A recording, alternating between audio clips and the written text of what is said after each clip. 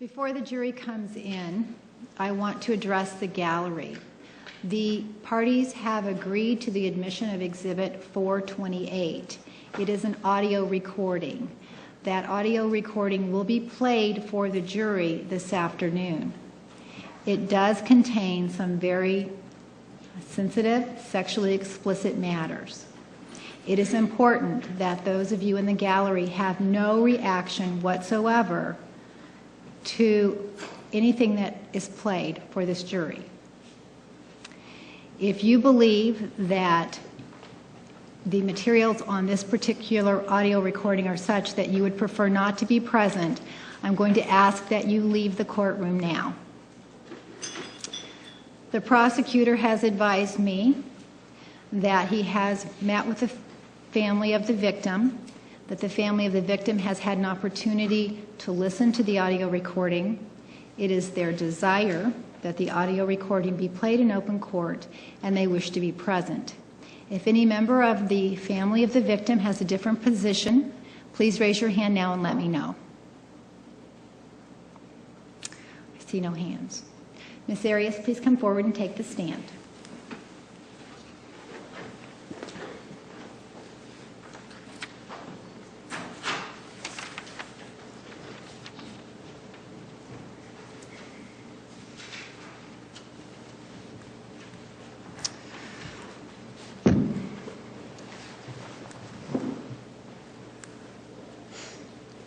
Please bring in the jury.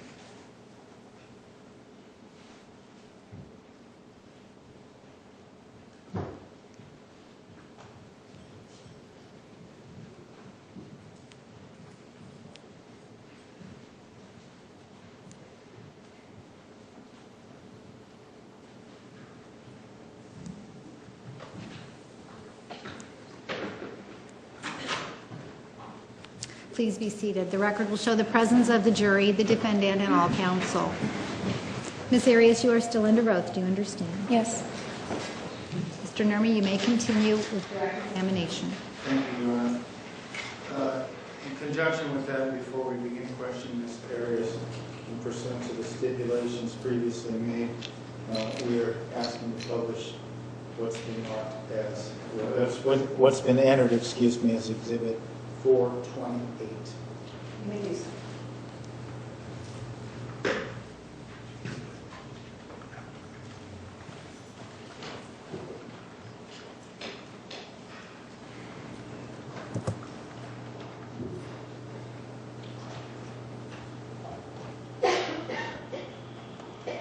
Okay, what did you say? I'm sorry. So why don't we just talk for a little bit about happy things and get normalized for a moment, and we'll see where it takes us. We'll see where it takes us. I like that. I like to get happy and get normalized part. Kick the shoes off, put on, get happy. Yeah. Yeah. It's going to be June through the beginning of June through like the beginning of July is going to be a busy time in Mr. Alexander's life. Yeah, me too. and then the end of July too. Let's see, for me, I might make a trip at the end of the month to Utah. But I don't know, I'm in Daniel Summit, so it's like, I don't know if I'll do that. I want to. Why did you go to Utah? Just to visit and see the sights and see my friends and all that. Why would you go if you're going to Daniel Summit? Well, that's what I'm saying. Like, it's just right around the corner, so I may not. I just Daniel Summit. But, I don't know. We'll see. Like, Daniel who? Summit. You know him well. You've met him more times than I have. You're funny. So, but yeah, June, you're going to Cancun, and you're coming here. But, let's see. What are you doing? Washington, D.C. Oh, yeah, that's what I'm doing. Well, if I can afford it, I'd like to go to Washington, D.C., but I think that's out. What I'd like to do, though, is I'm going to travel around with you, and if I have the money, I'm going to go to the Team Freedom event, which is in June. And I've got places to stay in Palm Desert. That's easy. No money there. Here's the problem I have with the Team Freedom event. It's in Palm Springs, right? Okay, in the summer. They're really dumb for there in the summer. Yeah, which is like a horrible place in the summer. Yeah. Number two, their idea of social time is to get drunk. Their fun is get drunk. Not everybody. The training would be awesome. I don't like those people. I respect them as business people, but that is about it. Really? They just don't have a soul. Are you serious? They're godless. Just like look into their eyes. It's like dark. What about people like Tara and Mark Smith? Okay, Tara's nice, and maybe there's something there, but like I said, I respect them for what they've done in their businesses. I like them as business associates. They don't have a soul. You're crazy. Look at them all. Tell me how fun. Aw, I guess I've just gotten to know a few different people a little bit differently, that's all. Like the people you got to know are the worst ones. Aw, Tara Postenbach. I know you don't like... Okay, I know you don't like Abe. Yeah, well, he's soulless. He's like at the top of the list. I wouldn't call him soulless. I would just call him, like, focused. Like, business person. He's not focused on business. Well, I don't know. If he's focused on business, he'd be a solid ED for starters. He told me the other day that he hopes you get your ring. He told you the other day? Yeah. How the hell was that come up? Because I went to leave him a comment on his MySpace because I hadn't talked to him in like 4 months. And he left me one out of the blue after not talking to me for 4 months, saying it said who, what, where, or something. And I was going to say the same thing back, just to throw it out there, kind of thing. And I went to add comment. It says you must be this user's friend in order to make comments about them. I was like, what? He's always been my MySpace friend. So I texted him. I said, hey. I said, I've got a bone to pick with you. And he wrote back, what? And I said, you're not my MySpace friend anymore. And then the phone rang. It was him. He's like, hey, listen, this is why. He's like, I deleted you from my friends because I just didn't want to be any part of your drama with you and Travis. And I was like, okay. He's like, it's nothing against you. I think you guys are both great people. I just didn't want to be associated with that. And he's like, I hope you can understand. So it has nothing to do with you. I think you're a great girl. I think Travis is an awesome businessman. In fact, I really hope he gets his ring. I think that'd be awesome because that's just more stories that I can tell. And he just said it in passing. He's like, but I hope you understand. I was like, well, okay. And then he said, what? What? That's dramatic right there. I know, I thought it was too. He's like, I mean, he did bring that up though. He's like, I don't understand, I see him in the bathroom and I'm a ghost to him. Like he looks right through me, or he doesn't even see me or say hi to me. And he said, and I have no problem with that. If it's got to be that way, then fine. He's like, I have nothing against him. And that's when he said, in fact, I hope he gets his ring. That's what he said. It means I intimidated him in the bathroom. He said nothing but nice things about you, but that he didn't want to be a part of my dramas. I was like, okay. He's a ghost to me because what am I supposed to say? Hey, you kissed my girlfriend? Well, let's talk about that. Sweetheart, that was before I was your girlfriend. You're so cute. Nah. You know, what am I supposed to say? You know what I mean? What am I supposed to say? Hey, I just got ripped a new one because some drug chick freaking fell on me, and now you're drunk and you're freaking trying to hook up with my girlfriend 5 minutes later. You know? When was that? Oklahoma. Remember, I was going to go beat him down. Oh, he said something not so nice. It was a compliment. It was meant to be a compliment to me, but it was an insult to you, and I should have stuck up for you. I was timid, and I was still am like that. And I need to work on that. Yeah, I was really upset with you. You gave like crap over Clancy, and then you didn't stand up for me when you were getting picked up. Nobody was hanging all over me. No. Not true. Not true. We don't need to go there. Not even go there. But. Let's not go there then. We already said the other night we're never going to go here again, so let's let it go. Okay, back to the team freedom thing. Yes. That's why I intimidated the bathroom. You're funny. I thought I was too, because I was right next to him. And I did. And I put out like the I'll whip your A vibe if you say one word to me.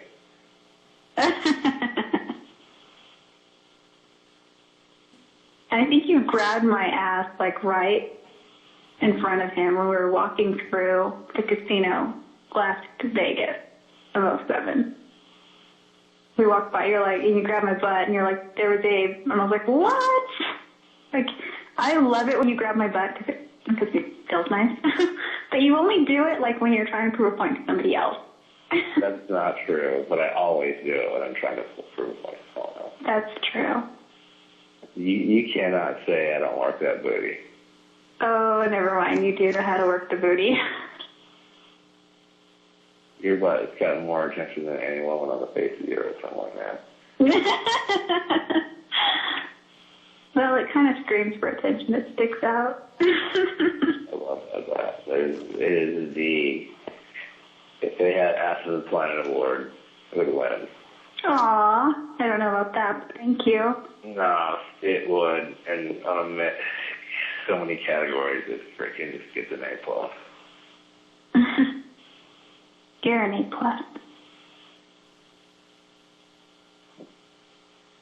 For example, I'm not the freaking tossed salad type, to be honest.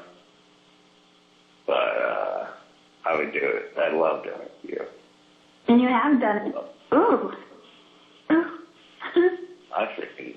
I've more than done it. I've freaking done it. You have chomp. Okay. You've gone to town like it was the all-you-can-eat salad bar. Yeah, I went to town for like 45 minutes one night. Oh my gosh. That's a lot. That's another thing about you. You have the most incredible stamina that I've ever even dreamed of encountering. It's just crazy. Like you have. Yeah, we've had 2 and 3 hour sessions many times. Yeah. More than that. Well, it's I think 3.5 like our tops or something. Oh yeah. Yeah, you're right. Yeah, nonstop. It's because I pace myself. Yeah, and I think for me it's because I have that constant renewable energy. Yeah. You got renewable, you can just never stop. I am extracurricular, so, and I'm a giver, so I don't mind recouping while I'm doing what I need to do to you, so. I'm a giver. No, I agree, Henry. But I don't mind receiving while you're doing the giving. No, I'm glad. And I like how you'll play whatever role you need to play. I like the roleplay. That's fun. If you need to, handle me, you'll handle me. If you need to be handled, you'll be handled. Oh, I know. And I know you love being handled, but, like, if I had to put the one before the other, I like being handled. I like being handled. But, yeah, I totally will handle you. Yeah, you're delish.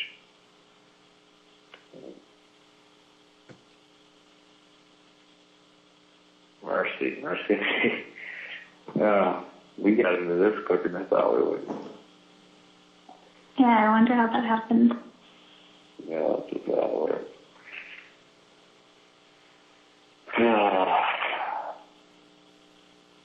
I really am excited by a little forest Adventure. event. Yeah. Is he coming up here before Cancun? Yeah, that's my plan. Yeah. What is your itinerary? Are you gonna do San Francisco, or is that gonna be another time? Oh, I think I'm gonna do all that stuff. Then you'll see me, and we'll go Oregon Coast and Crater Lake, Shakespeare. If that goes as planned, and then I guess you'll go up to see your friends in Washington or something? I'm not gonna do all that. So as far You're the top of the list. in more ways than one. No, just kidding. That was funny. No, I laughed. Okay, so then you'll drive back. Yeah, I'm going to. Yeah, you're the top of the list. I think that's just too much. Like all that. What I'll do is I'll fly into Seattle and stay with my friends and go to British Columbia on that same trip. Okay. Are you going to be traveling abroad anytime soon? I mean, other than Mexico, of course.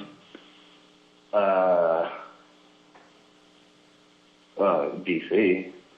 That's not abroad. I mean, international. Oh, no. I might go to Argentina in September. I'll probably go to Argentina in September, like late September. Oh, cool. What brings you to Argentina? Just D-Vance and a bunch of guys are going down there to live, and I might go down there for like a month. Who's going down to live? D-Vance and Danny Jones and a few other guys. Oh, they're going to go down there and live? That's crazy. Danny Jones moved to Virginia. Good.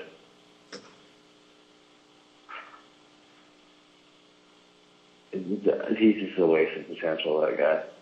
Like, He's being cool. Massive potential, and he just squanders it. And he's a freaking lot.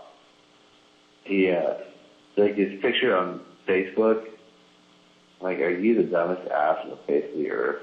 I haven't seen it recently. What is it? It's him grabbing his crotch. Oh, yeah.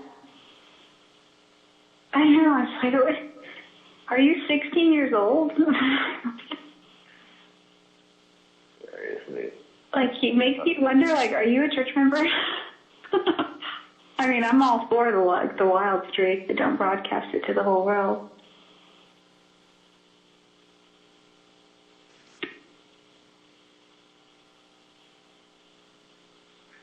Yeah, I almost put a freaking interesting comment on that picture. Like what? I almost put, your mission president would be proud. You should! Why don't you?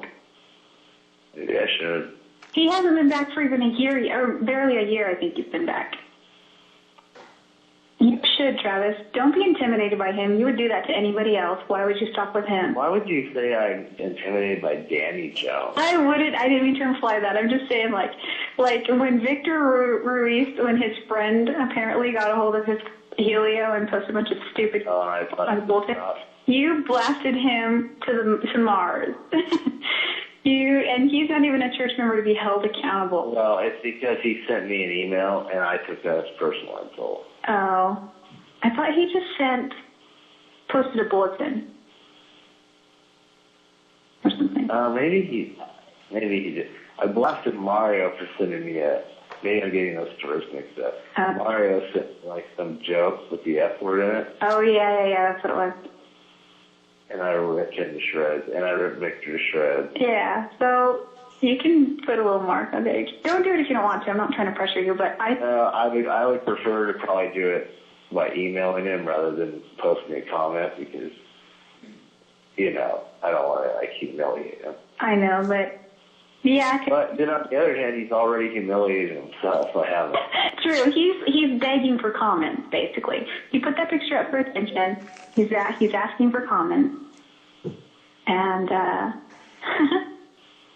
think you should oblige. But, yeah, if you want to do it privately, you did it privately with Mario and Victor, so. But nonetheless, you got to let me keep posted on that. That's funny. Your mission president would be proud. That is funny. Hey, did you look at my new profile? That's kind of a rude thing to say, but what? Did you look at my profile picture? Oh, I totally forgot. I'll go with the general forget. Oh, it's okay. You don't have to now. It's kind of an average picture, but I'm kind of hungry for pictures.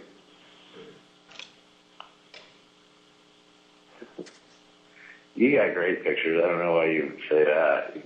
You're like very photogenic. Well, I don't know. I'm not photogenic. I just choose them carefully. Nah, you're pretty. Thank you. You're just so attractive. I'm getting used to myself, I guess, in front of the camera. You are. No, seriously, hon? Like, I've never seen you look bad in my life. Yes, you have. When I have puffy eyes and have cried off all my makeup. You don't look bad then either. You just look miserable. But you look hot, so. That is funny that you say that. Thank you. It's true. Think about it. Like, how I've, like, think about this. There's been many times when you've been, like, miserable and I've, like, raped you. That's true. We've had lots of makeup time. Yeah. That is true. But it's a good way for us to de-stress. Yeah, it's true. We've done that in the middle of like when we were just pissed at each other. Yeah, we have, haven't we? Well, like it was like I thought our only way out, you know. Yeah, there was one time I remember. I think I kind of vaguely remember. I mean, I don't keep track of it. There's been so many, but I mean, there was a time when we were just like, I don't even know who initiated it. I think you did. I did. Yeah. Other times we've been like so discouraged with each other that I didn't think it, like, freaking, we could have been injected with aphrodisiacs. It wouldn't work. Well, it kind of puts things in perspective a little more because your mind gets off it for a while, and when you do come back to the problem, like, it's not that big of a deal. Yeah. Yeah. But certainly the best times are when we just go for a freaking rom session. Just like go wherever. You're not joking. I mean, like there are times when we just, I'm trying to think of an example. There have been a few times where I've been bold enough to just pull you onto the bed and start, and oh my gosh, you remember that time I came to visit you when I was still working in California, and I fell asleep on your chair next to your bed, and you just like woke me up by pulling my pants off and totally licking my pussy? Yeah. I was so embarrassed because I just like got my Brazilian on and I was like worried about what it looked like, and I was like, and the lights were bright and they were on. I was all self-conscious.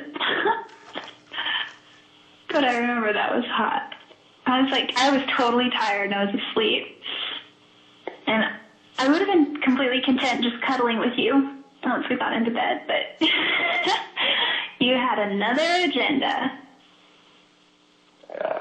You gotta admit though, like, there's not many guys that would do that just for fun. Like, yeah, but, Well, see, that's the thing. Like, I don't know what the ratio is, but I get the impression that I mean, it's kind of an awkward subject to bring up, but, eventually we're both going to remarry people, and I just get the feeling that there aren't a lot of Mormon guys like that. And there may or may not, I'm sure there are plenty of freaky Mormon girls, but are they the marrying type? I shouldn't say that. I'm just saying, are they the type that you'd want to marry, or are the guys out there the type that I'd want to marry? And I don't know, like, I really would like to marry a return missionary, but like you, someone who can be freaky.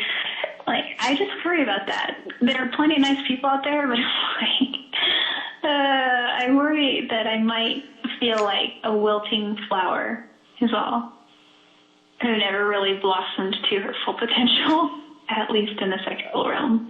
I feel like I have with you, but like I still have plenty of blossom time left, and I want to live all those years being that way. I don't know. yeah. That's all. Well, I'm going to enjoy your blossoms when I come up there. Yeah. I'm going to tie you to a tree and put it in your ass, by the way. What's that? I'm going to tie you to a tree and put it in your ass, by the way. Oh my gosh. That is so debasing. I like it. True. I'm going to zip tie your arms around the tree, blindfold you, and put the camera on a timer while I'm parking you. Oh my gosh. You are full of ideas. It takes creativity to top ourselves. I know it does. Oh, we've gotten way creative in the past. I can give you most of the credit, though, as far as the creativity ideas go. I'm game for, like, almost everything you come up with. But you really are a wellspring of ideas. You are, like, quite the source. I mean, just think of how I pounded you with a full Tootsie-Roll Pop until it was nothing. I know. And your ass and pussy were tasty. Yeah, you did. You put it all over me and then licked it off. I did. It was fun. And then, we kept on Pop Rock. It was a fun one. I didn't like the Pop Rock as much as I liked the Tootsie-Roll Pop, though. Yeah. Yeah, they were interesting. We were both nasty, but Pop Rock got all over the place. You know what I really liked is when we were in the bath with the candles and I had the braid. Mm-hmm. Her bubbles. That was on top of. Oh, I love the braids. I know, those are hot.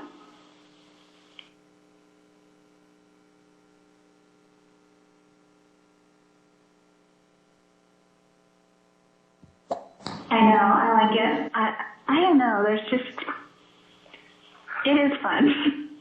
I want you to do that more. I want you to do it more. All right, we'll both. Like you ride my freaking face.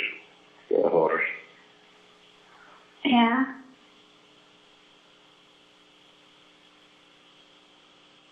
What's going on?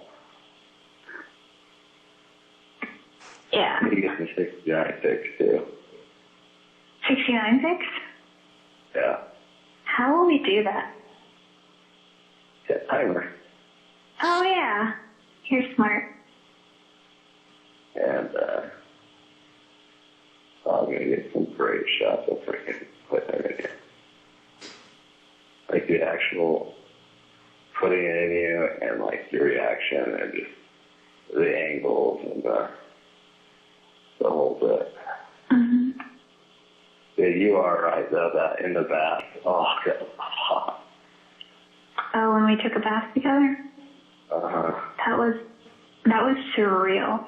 Like, honestly, and I think, maybe the candlelight and the bubbles all had something to do with it, but you were amazing. You made me feel like a goddess.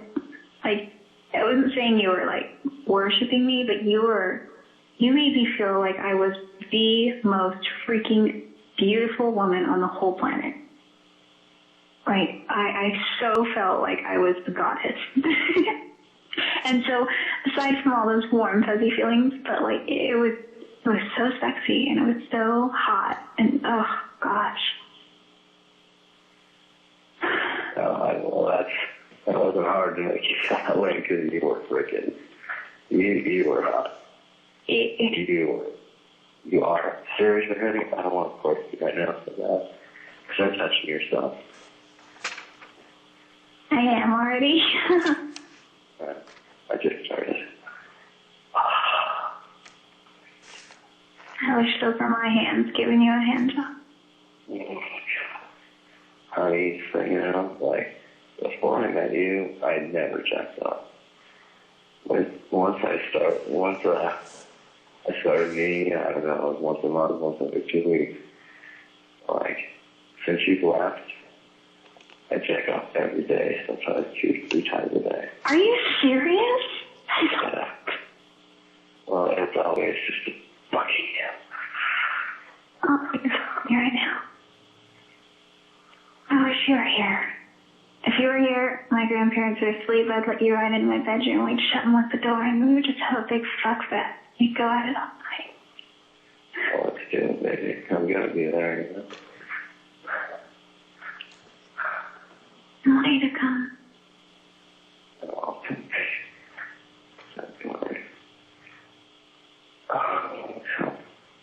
I want you to come around, but I come when she comes.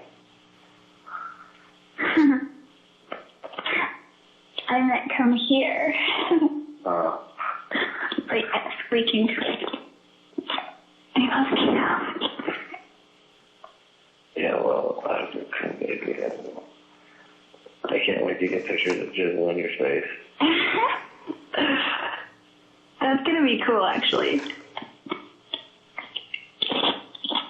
Try to get one as I'm coming on your face, and then, Yeah, definitely. like, mid-shot. You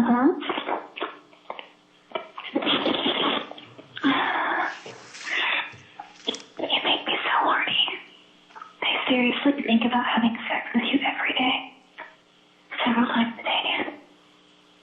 I think about how it feels to have your cock deep inside of me. I remember it. And I want it again. Is it wrong that I'm glad we started fucking? What? Is it wrong that I'm glad that we started fucking? Well, if it's wrong, then I don't want to be right. I guess I'm glad too. Like, seriously. Internally, I'm like, okay, it's Jodi. I'm just Jodi. I'm small with Jodi. Like, I don't know. What's wrong is that I wish we were doing it before, because that was good, and once we did it, why not do it? Yeah.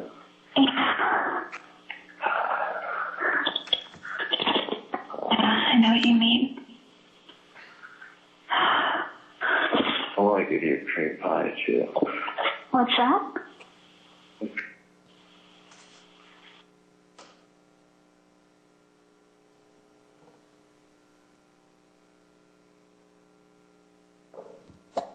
What's a cream pie?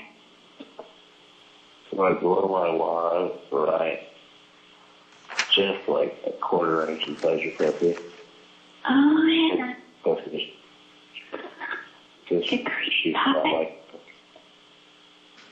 let's get a picture of that.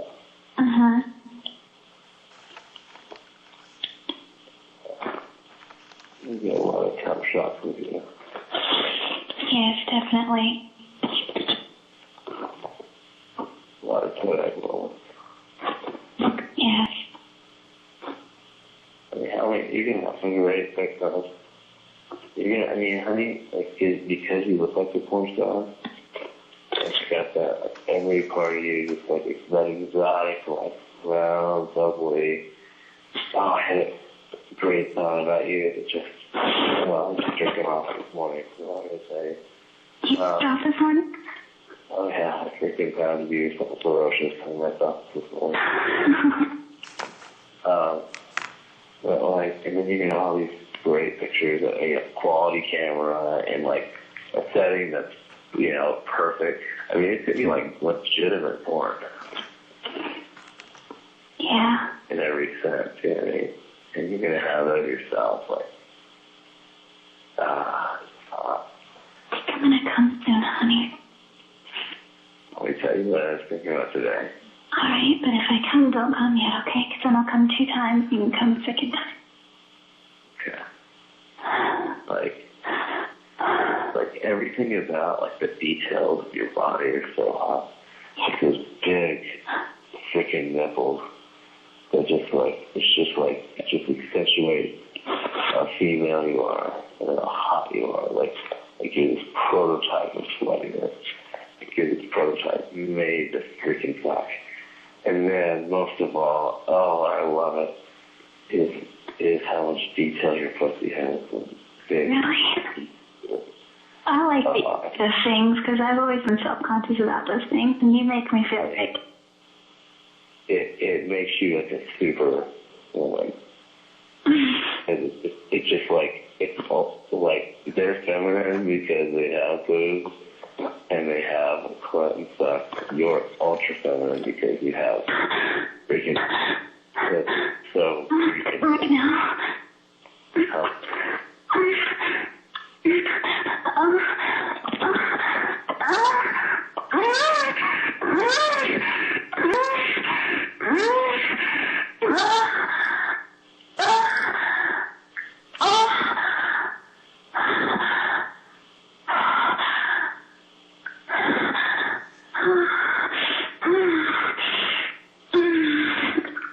What else is hot? Naturally, so like the way you love it, it sounds like you're this 12-year-old girl having her first orgasm.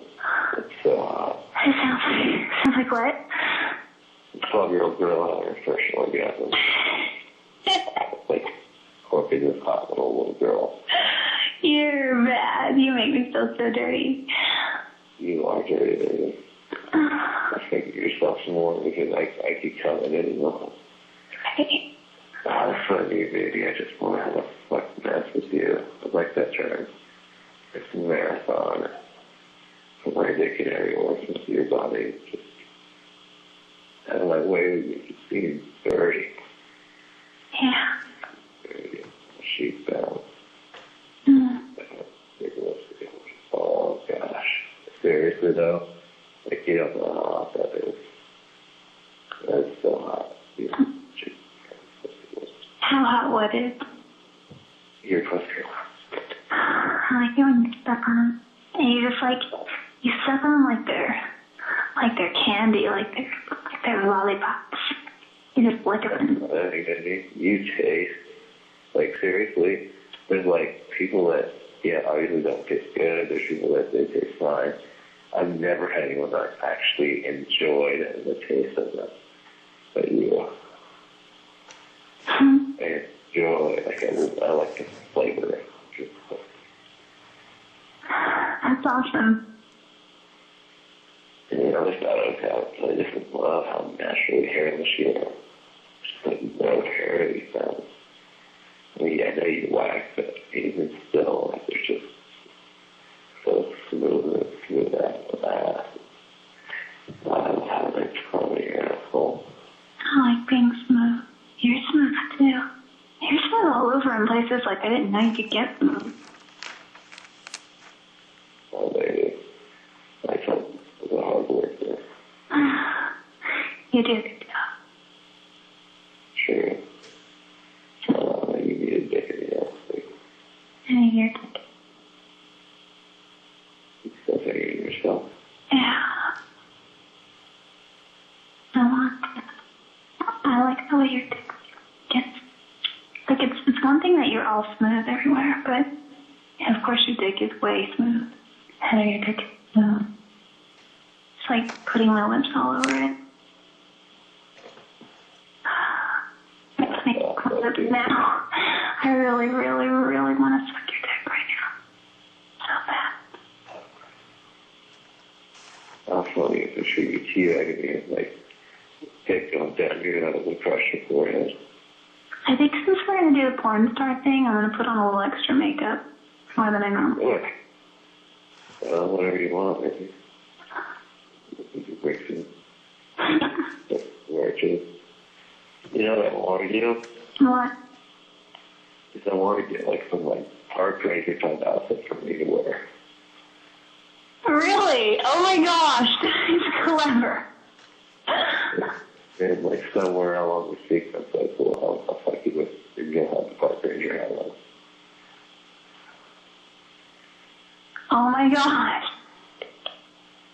Wow, that would be hot. Like, you bust me for being, like, nude in public or something, and I say I wanted to go out and be, like, one with nature, and you're like, all right, you can redeem yourself in a one-way. Exactly. And then we take it, you know, like, I'm going to put it to, like, a storyline. Like, type up a story and everything. We are creative. It's seriously, they write novels about this stuff, and it sells. But it's for, like, those lonely women. But you and I can become millionaires. Writing about that stuff. You can take care of yourself, baby. Yeah, sorry, I stopped for a second. I'm laughing. Yeah, don't stop. Like, I could have came when you do the first time. That's right. I asked you not to if I could get in the... Hang on, I thought I heard somebody. Let me just double check. Oh, I think it was just my charger. Oh.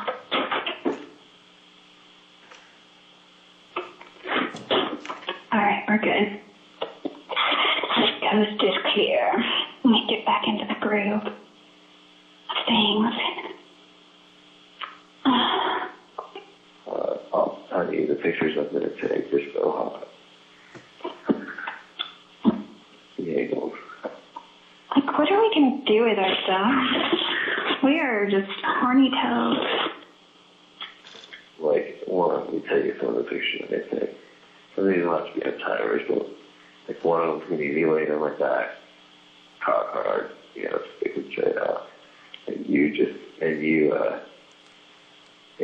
sitting on my face. Like your chest, whatever. Yeah. And I'll just have you moan and you sit in my face, and then we'll get a couple of angles of like from my point of view when you're sitting on my face. Mhm. And we'll get a couple of angles from your point of view, and then yeah. then we'll get to make. Huh? Go ahead. Go ahead, bring it in.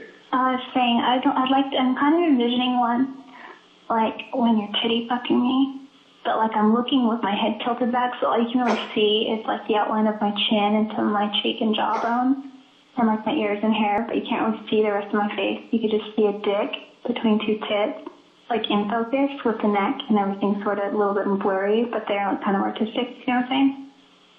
That's great. Yeah, I don't know if we could do that, because your legs may take up the spot where the cameras would be, but I think we could get something like that.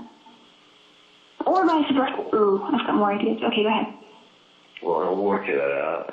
Worst case scenario, we could do it from like the reverse angle or kind of like looking the other way. And we could still blur my face and put your cock in focus. Yeah. And you have a good looking dick, baby. I just want to let you know. You like my dick? Yeah. It's like, it's so smooth, and it goes so, every time you fuck me, so good. So you went just where I needed it. You just went where I just needed it bad. You fucked me so right.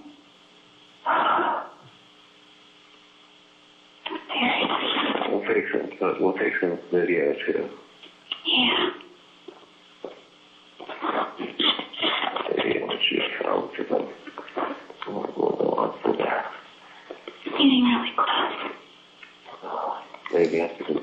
around you. So there's so many things I want to do, and we're all driven on you that we're going to have to do many sessions.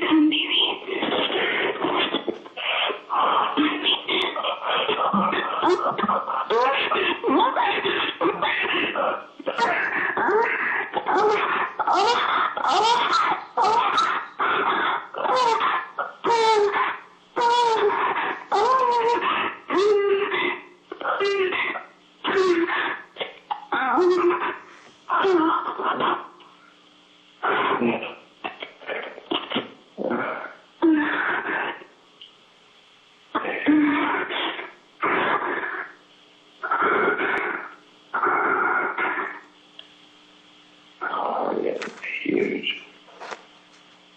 I just did like 15 pumps that were like shooting. That's amazing. That is freaking amazing. You are like a superhuman, I hope you know. That was big by even my standards. What's that? That was a large one even by my standards, which is surprising because, you know, I drank it this morning. You are superhuman. Well, just like, you know, your anatomy situated, you know, what does that for a man is obviously his pecker and then how much jizz he produces. And, seriously, I could a sperm bank, could retire off this load.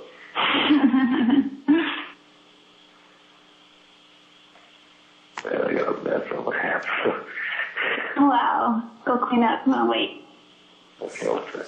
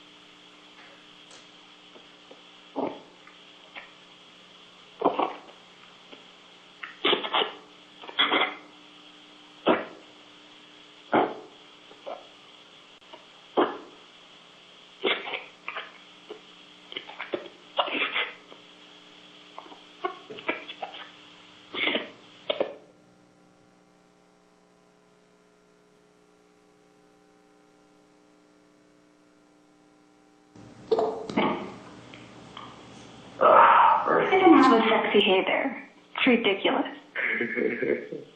Even have a sexy yawn. Dude, my legs sweat when I'm in that state. That's fun. That's hot because then when you sweat like that and I'm on top of you, I slip slide all over. Let's get our sweat on. You like make like I don't break a sweat often. Like I've been running since I've been here, and not real consistently, but like twice a week, just to get my heart rate, strong. And I don't even break a sweat, and I run a little bit further every time, to a point where it hurts. Like I'm breathing hard, and like my tongue hurts. I have to spit because I can't even swallow. It just hurts. Like I push myself, but I don't break a sweat. I mean, I do.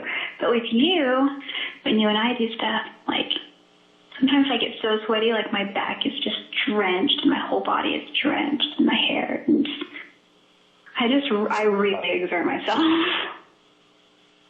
Yeah, you do. Yeah, that's a calorie burner, about a doubt it. What's that? Oh, I said that's a calorie burner, about a doubt it. No kidding. I can just say something. Oh, you introduced me to KY, did you know that? I introduced you to KY? I've heard of it, obviously, but I've never used it. I had never used it and I'd always heard of it until one day I just thought, because it's so cliched and people make fun of it and, but it's great stuff. No, it's awesome. There's nothing else. Did you use that now? No. I use freaking Vaseline. Oh, does Vaseline work? It seems so thick. Well, no, it works. You just got it. Oh, you mean the lotion? Yeah, no, it's the jelly. Oh. It works well, but it doesn't work as well as KY. Yeah. And KY is good for that, so it's like good for you. I don't mean like it's beneficial, but it's better. It's the best thing for you because it's designed specifically for that purpose. It's best for your skin. It's okay to go on the inside and that kind of thing. Yeah, see, the other stuff is really nothing really okay on the inside. Like I used baby oil in the past, but it doesn't hurt, but it's not the best thing because it's mineral oil, Yeah. And it goes away quickly. The body absorbs it. KY just keeps running on as you need it, and you keep sliding around. Remember the first time that you and I grinded at Aronburg, and we both, I ended up just coming, and you're like, whoa, I came. You came at the same time. I looked around, and there was just jizz, all over. It was so hot. We came together. That was so cool. Oh, Aronburg. Yeah. Think about that when you drive through there. Oh, yeah. Always. So do I. This last time, though, I didn't even notice it. I must have been... It's not like I just didn't even notice it. All of a sudden, I've been blind. Yeah, I know. I've done that once or twice, too, where it's like, oh, I missed the Flying J. It's kind of the signature landmark. Yeah. No, it was, that was a good time. We just chilled in the freaking hellhole of a place. It wasn't even that bad because we had each other's company. Yeah, it's fun. Actually, Yeah, it was. We were bored, but we were at each other, We watched Deal or No Deal for a little bit, and we burned CDs, and you told me some cool things about the Book of Mormon. Yeah, we watched some stupid movie. What movie did we watch? I don't remember. Man of You. Oh, I liked that. You hated it. I liked it so much.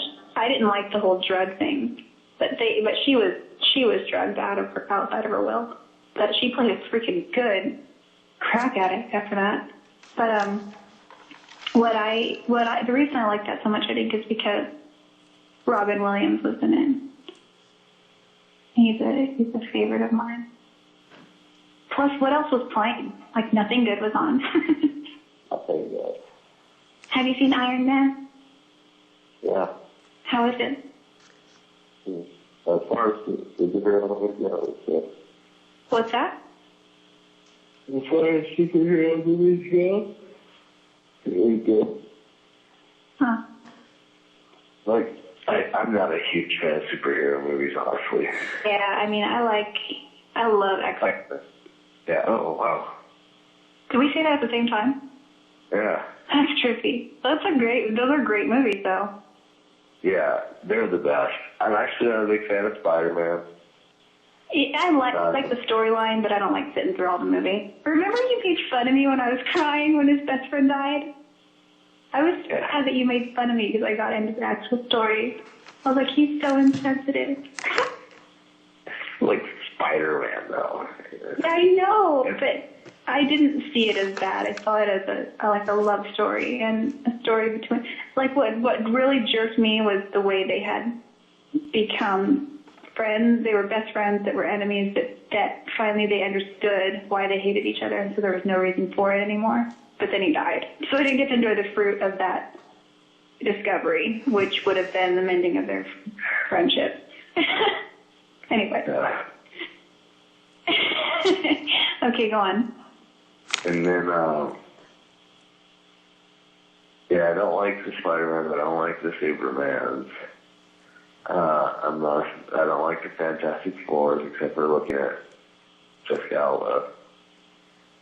Cool. Well, you like the X-Men. X-Men are good, right? So we'll give it that. Batman's okay. The X-Men's my favorite. I like freaking Batman. My favorite one is Batman Forever. Wait, Batman Returns?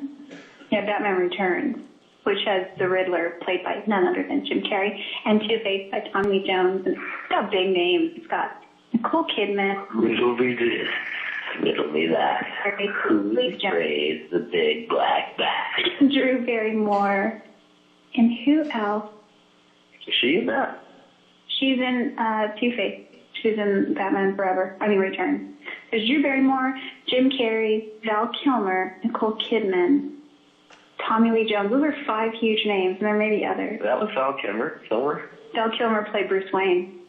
Yeah, that was a good one. Yeah, first it was Michael Keaton, then it was Val Kilmer. Uh-huh. Then it was George Clooney. He played Bruce Wayne. Yeah. In which one? You want to know? He was Batman. Dude, I gotta watch that.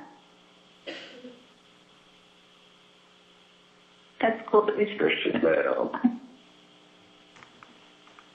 I'll tell you what would be a good one. The Green Hornet. The Green Hornet? Yeah. I don't know that. Not a superhero at all. A man that's like, it's a trip. A Green Hornet. It's a long, strange trip.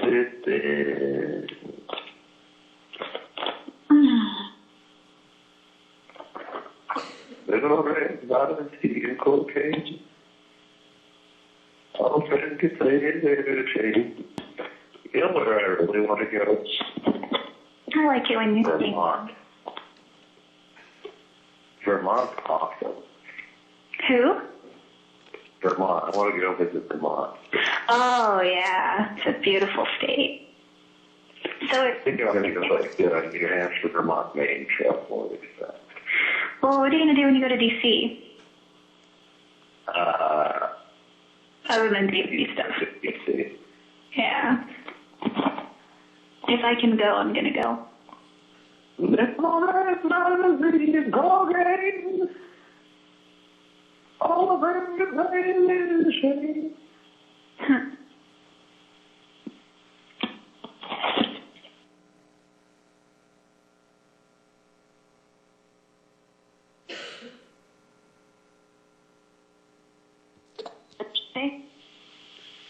Yeah, I think that. Is it the Rollin' on a River song that you're singing? No, it's trucking. Got my chicken, keep trucking. Like to do it all in together. Is it the chorus?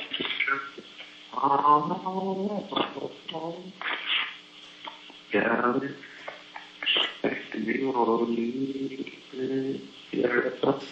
No. But I love the way you sing it. Everyone's heard Trucker. You are so cute right now. No, seriously, everyone's heard Trucker. Not joking. It's great. You sing to me, and I'm like, I've never heard it. And you're like, what? The Grateful Dead is one of the most famous and amazing bands of all time, yeah. It's true, and I've never really listened to them, I guess. I don't look like the music, but I love Trucker. Did I tell you I sang the song Hurt in karaoke? I don't know, maybe. Do you know that song? I don't know, maybe. 9 Inch Nails originally made the song, and then Johnny Cash. Oh, yeah, I heard most else to do. Yeah, you did tell me that. But I still sang. That's Johnny Cash version. Yeah. It's the soft version. I put my girly voice into it, and it was really good. It's funny.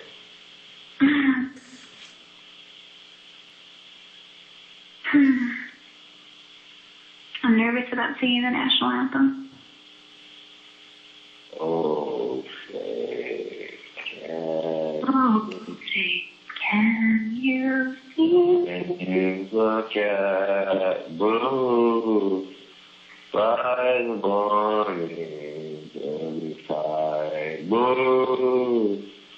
But so often we say blue at the twilight.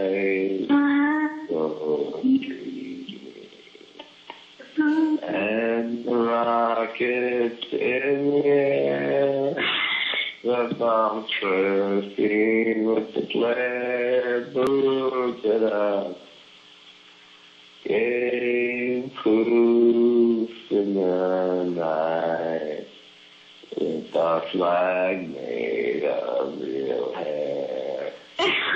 Ooh. Oh, because that's the English banner. No, you didn't. For the land of the brave and the home of the brave too. Shut up. Anyone knows the defiled version of that song, it would be, that's hilarious. I can't believe you're singing that. Oh, shut. Never again, my friend. That's an important song.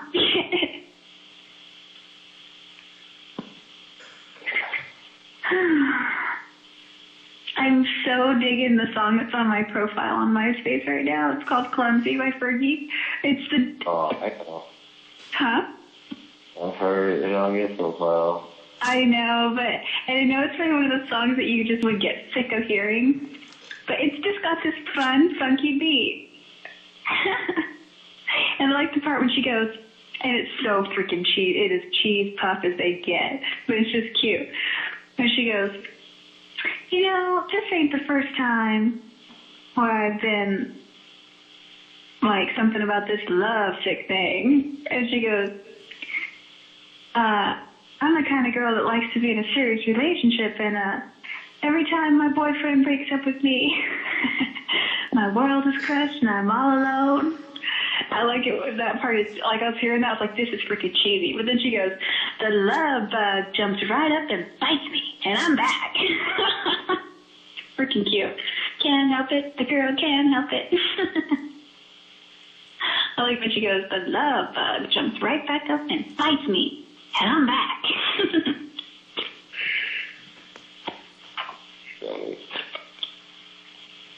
She's got weird music. She's what? She gets weird music. Yeah, she does. She's funky. Like that. She's original, which is good. I always like funky, fresh originality.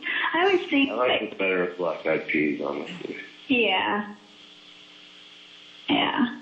I mean, I don't know a lot of her music too much. as a single artist. In fact, I don't know Black Eyed Peas music too much. I just know that I like it. Running. Let's get started. That's them. That's Peggy. Let's get it started. Oh, let's get it started in here. She's the one off the Richter, off the Richter, off the Richter, off the Richter.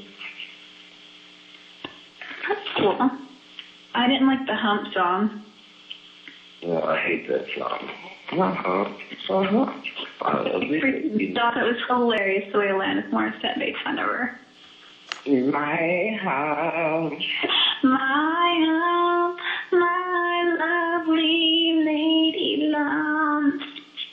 What I don't realize is like, Alanis Morissette, like, okay, obviously she's making fun of that song.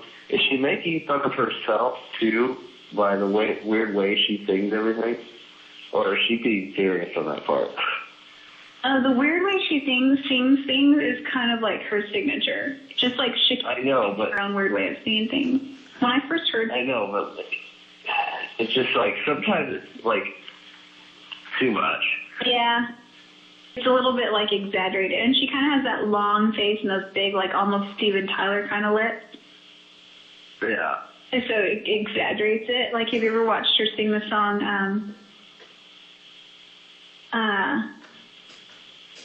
You've already won me over. Oh, head over feet. Finally, so don't be alone. I fall. Head over feet. And don't be surprised that I love you for all that you are. I thought that you're to throw your heart. You are. And for that video, it's of her singing into the camera. And she kind of has her own, like, her lips move in a way, and her mouth and her tongue. It's like all her own. Oh, yeah. Yeah. She says that. You are the best of unconventional things. You have your breath and the door for me. Thanks for your patience. She does her own harmonica. Trippy. Yeah. Such a sick song. You know what's funny is on the radio they played a song once. The radio host was like, you know, X amount of dollars to whoever can, you know, 10th caller, whoever can guess who this is, kind of thing. And it was somebody singing happy birthday to you. It was like a ballad, and the end was like, happy birthday to you, or something. And it was freaking Alanis Morissette, like some early recording of her singing for her friend. And once you realize it was her, it's like, oh yeah, that's totally her voice. And she kind of had that, her own style. It was funny. Was it good? Or? It was good. It was good. It wasn't studio, but you could tell it was her voice after. She was a hit in Canada before she ever made it down here. Oh, really?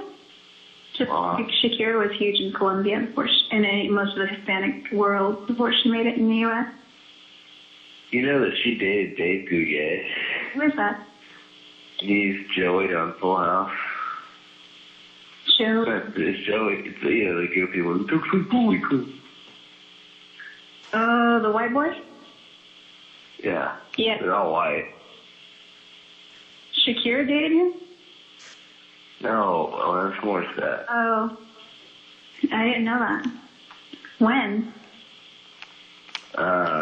Before You Ought to Know song, because the You Ought to Know song is about him.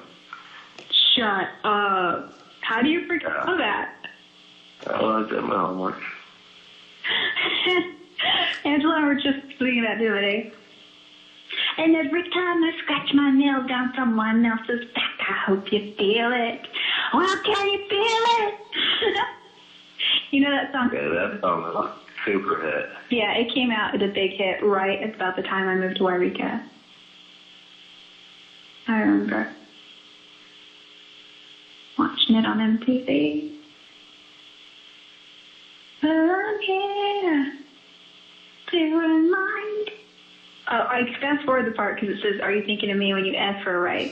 And I was like, I fast forwarded that part so Angela wasn't here, but she heard the part where it's, and she didn't know the difference because she doesn't know that song too well. It's not one of her, high school hits, for example, but she heard the part when she's like, "Would she go down on you in a theater?" I looked at Angela when she said that, and she starts laughing. She's like, "What?"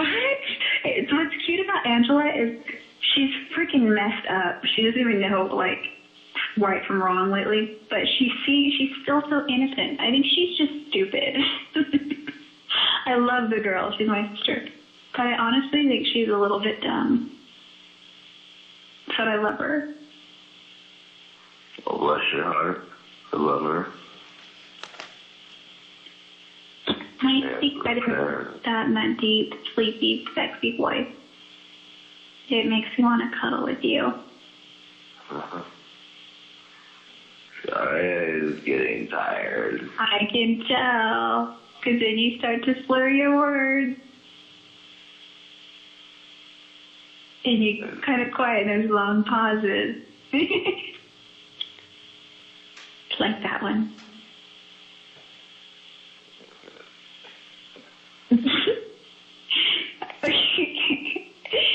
You're cute, hon. I'm cute. Yes, you are cute.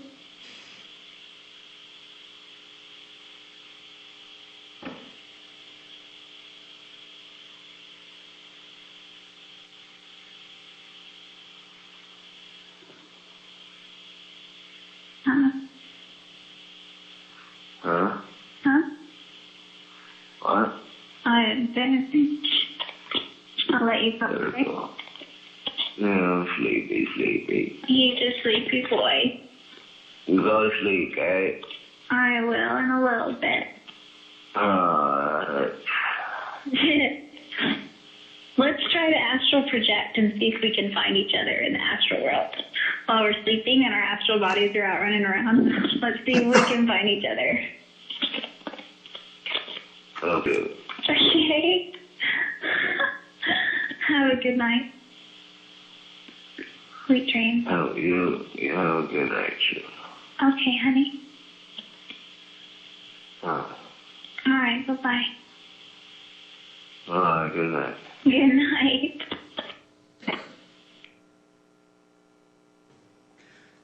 All right, ladies and gentlemen, we are going to take a recess at this time. Please be back in the designated area at 10 minutes till 3, and we will start promptly at that time. Please remember the admonition. Okay, what did you say?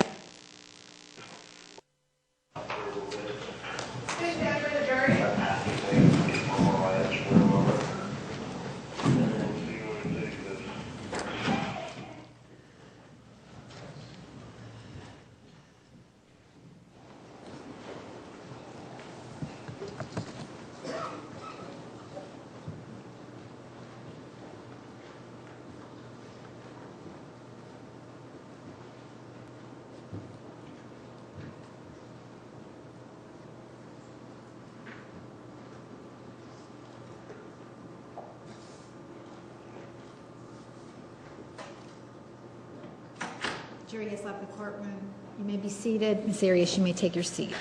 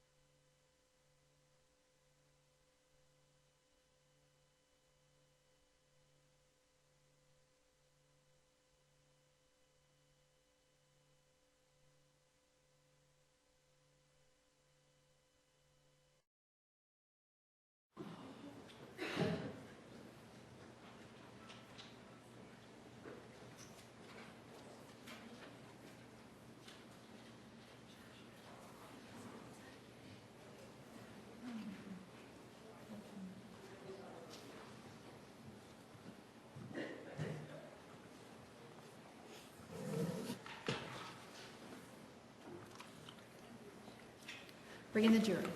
Please stand for the jury.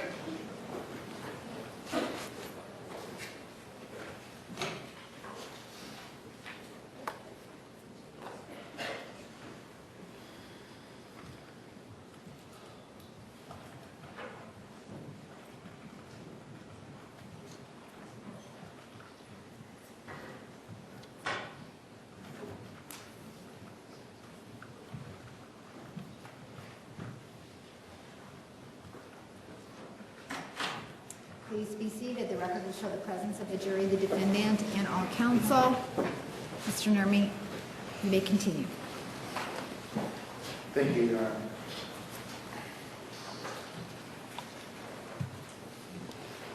Jodi, the conversation we just heard before the break, when did that take place?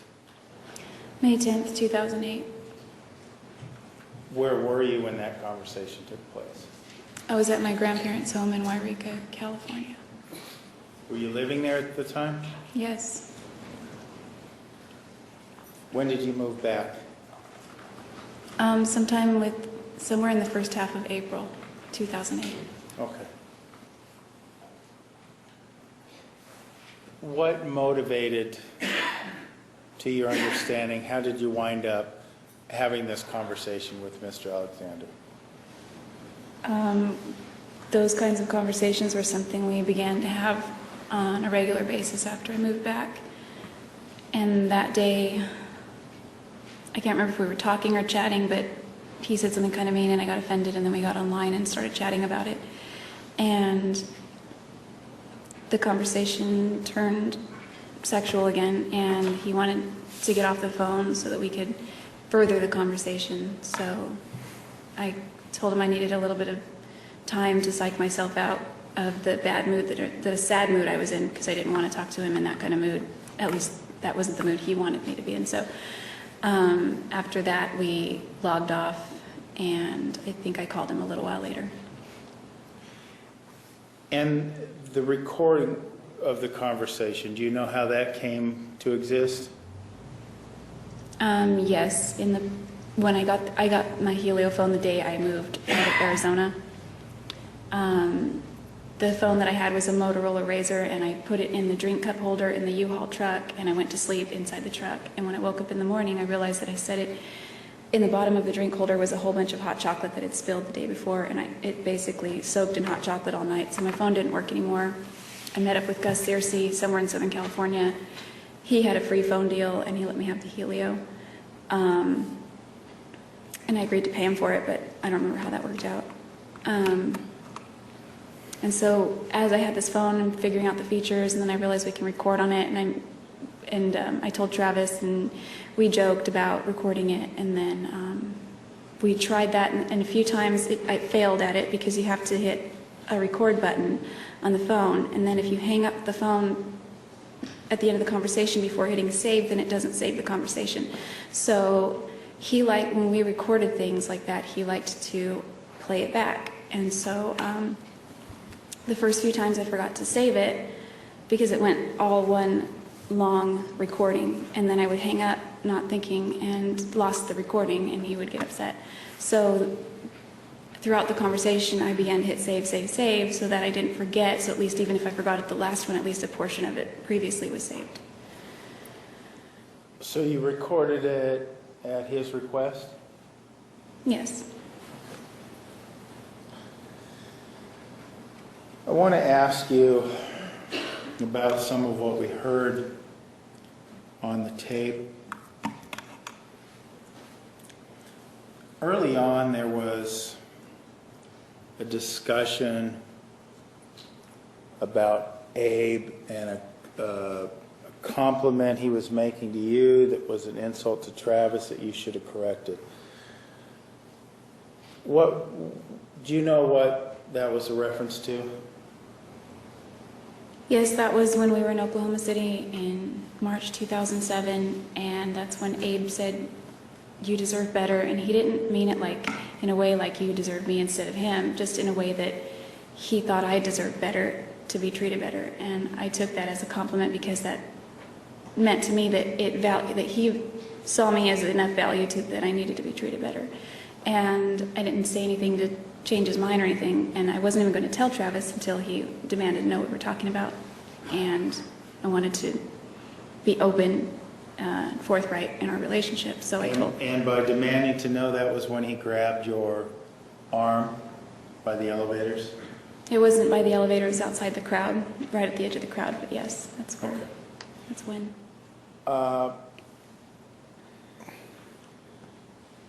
There was also, and just so we're clear, when we say Abe, we're talking about Abe Abdallah, right? Abdel-Hadi. Abdul-Hadi, excuse me. And Mr. Abdul-Hadi was also mentioned that Travis made a comment about he was going to kick Abe's ass in the bathroom. I gave a whip your A vibe to him, Yes. relating to kissing you. Can you explain to us what the backstory of that is? Yes. When Abe and I went on a date in January 2007, prior to Travis and I, we were in Barnes & Noble and looking at books, and he said something, and I went to look at him, and he leaned in and kissed me, and I wasn't expecting that. It was kind of shy about it, even though he was nice, but it was nice, but it threw me off a little. So I pulled away, and I was shy, and we didn't kiss again. We went to dinner.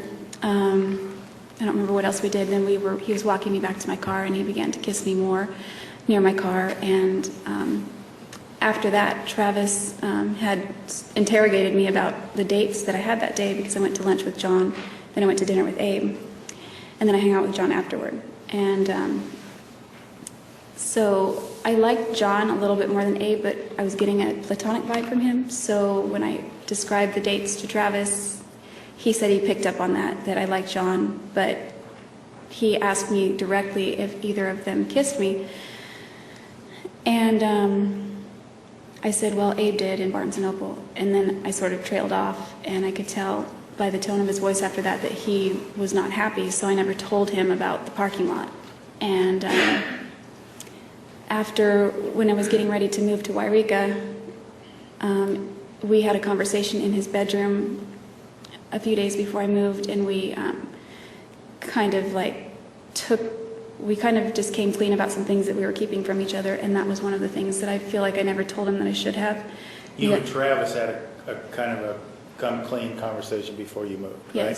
Yes. And so after he told me some things, and I told him those things, and he felt like I had lied to him from day one about our relationship, and that our entire relationship was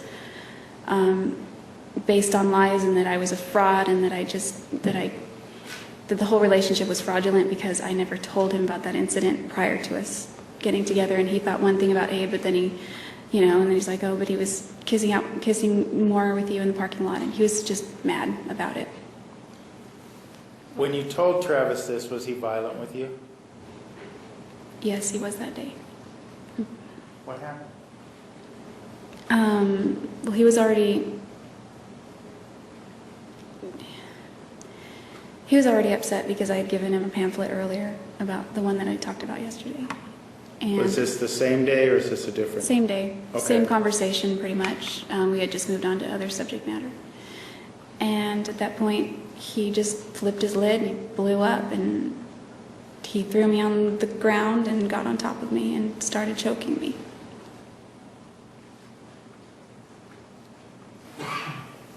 When you say he started choking you, were you conscious the entire time?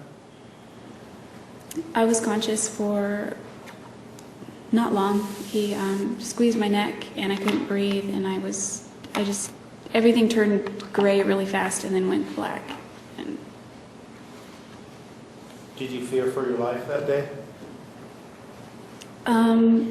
it went so fast I didn't have time to think, oh my God, he's going to kill me. The only thought I could think is I can't breathe. Like I didn't have any air. And before I really thought about it, I just started to get, like my arm, he was on top of my waist, but my arms were free, and I thought, trying to push him off, but he weighed over 200 pounds at that point. And I just remember my arms became like lead, and they just fell back on the carpet. And that's the last thing I remember until I woke up.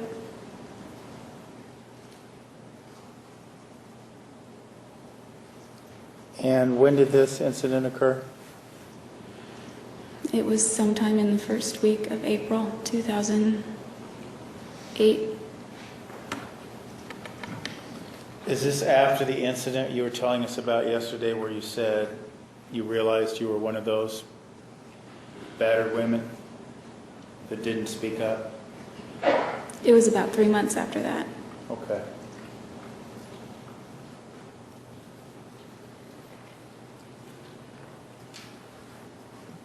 There was also talk on this phone call about a drunk chick hanging on Travis. Is that the story you told us before? Yes. Okay.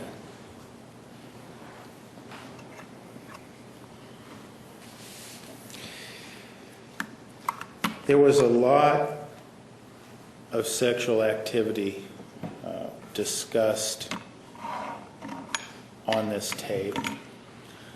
Did all this sexual activity that was discussed, did that all take place before you moved back to Wairika? The things we were talking about, yeah. Yes. Well, some things we were making future plans, but a lot of it was references to prior experiences. So when you're talking about things you did, all those things happened before you moved back to Wairika, right? Things we did, yes. Yes.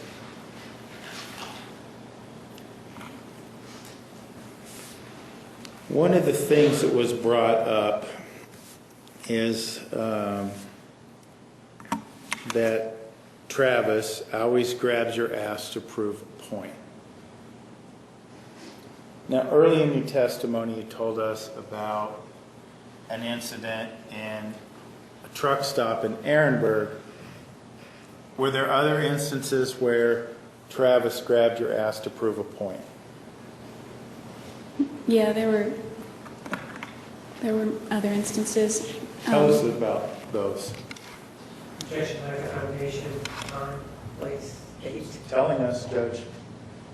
Supervise foundation. Once was right after the executive director banquet in Oklahoma City, 2007, that same weekend that we were just discussing.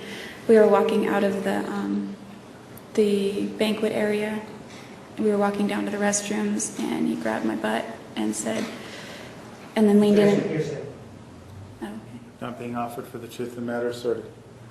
Restate the question. He grabbed your butt. For what purpose did he grab your ass, to your understanding? My understanding was that he grabbed it because there was a guy named Mark standing nearby, and Mark had expressed an interest in me about 2 months earlier. He was also an associate. We never went on a date or anything, but there was an interest there. So the point he was proving was that you belonged to him? Objection, leading speculation. Sustain. Did you believe that was the point he was proving? Objection, leading speculation. What's the question? What does she believe? Did you believe, what was your belief as to why he was doing it? Just that he was claiming me. That's usually the only time he ever claimed me in public. And there's another guy around or something. I guess you weren't wearing a t-shirt, huh? No. Objection. Speculation. Which T-shirt are we talking about? I guess you weren't wearing the t-shirt that had Travis Alexander's apostrophe S on it, right? No. Probably weren't wearing the shorts that said Travis's with an exclamation, or excuse me, an apostrophe, right? No, I never wore those in public. There's no other reason, no other way for him to claim you as his property other than to grab your ass. Is that right? Objection, leading speculation. Sustain.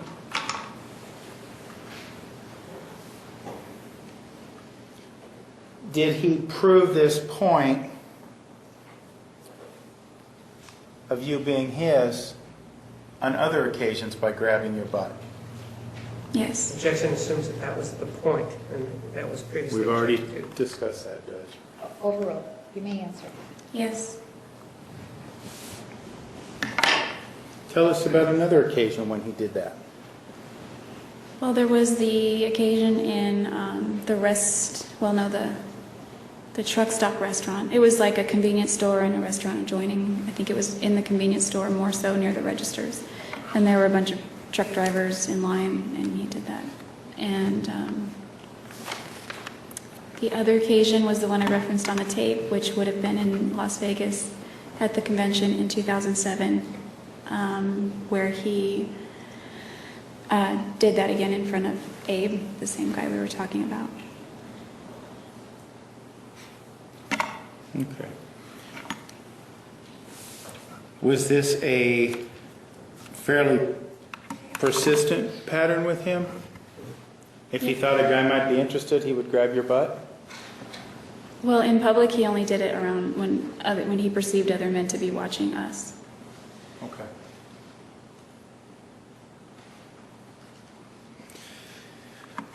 And the T-shirt he gave you, that was for the times when he wasn't around. Is that Objection to regulations with the t-shirt. is that what your belief was?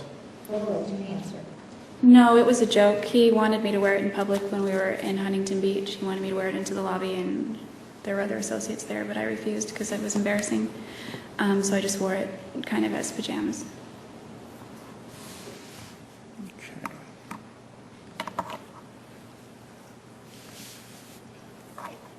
Another person was discussed in the tape, an individual by the name of Danny Jones. Who is, well, let me ask you this. Was Danny Jones a friend of yours or a friend of Travis's? He was more an acquaintance of mine. I didn't really know him. We carpooled together from Gilbert to Las Vegas for one of the conventions in a huge, it was like a suburban-sized vehicle, and he was in the very back, and I rode shotgun, so we didn't really talk or get to know each other. So he was more a friend of Travis's. Did Mr. Jones, referring to Danny Jones, did he ever express any kind of interest in dating you? No. Okay.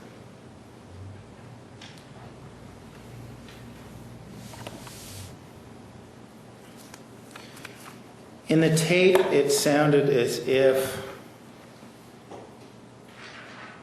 Travis was, at least from what he told you, interested in either visiting or spending a month down there with Mr. Jones in Argentina. Had he talked about that before? No. He talked about going to Brazil a year prior, or a year and a half before that, but no, he never went to South America.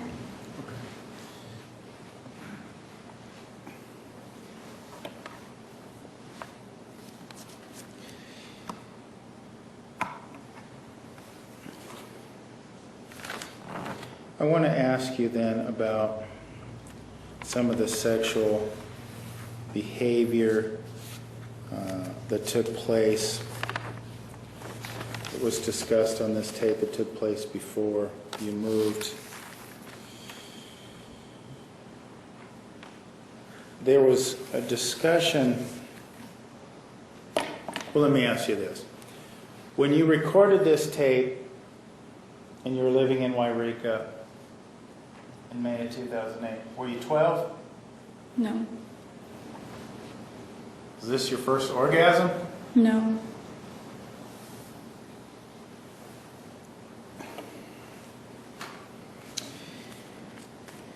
There was talk about Mr. Alexander performing oral sex on you when you were asleep. You made a comment about cuddling. You would be content cuddling, but he had a different agenda. Do you remember that event? Yes. Where did that take place? In his bedroom, there's an oversized chair next to his bed, and I had driven most of the night, and I was kind of tired. I was very tired, actually. I fell asleep on it. Objection to the other scope of question. Sorry. Jodi, what happened after you fell asleep on his oversized chair? I awoke to him pulling my pants off, and I was groggy, and then he was spreading my legs and starting to perform oral sex. Was that something that you wanted? I mean, it wasn't really discussed. So you didn't say, hey, Travis, by the way, wake me up, pull my pants off, and have oral sex? Perform oral sex on me? Mm-mm. No, I didn't. You weren't awake when these events started, right? No, I was awoken in the process, kind of, but no, I was definitely asleep. Now, we've heard from you that Mr. Alexander had intercourse with you while you were asleep and now performed oral sex on you while you were asleep, or began to as you were just waking up. Did he perform any other, did you wake up in the middle of Mr. Alexander performing any other sex acts on you? Not that I recall. Okay.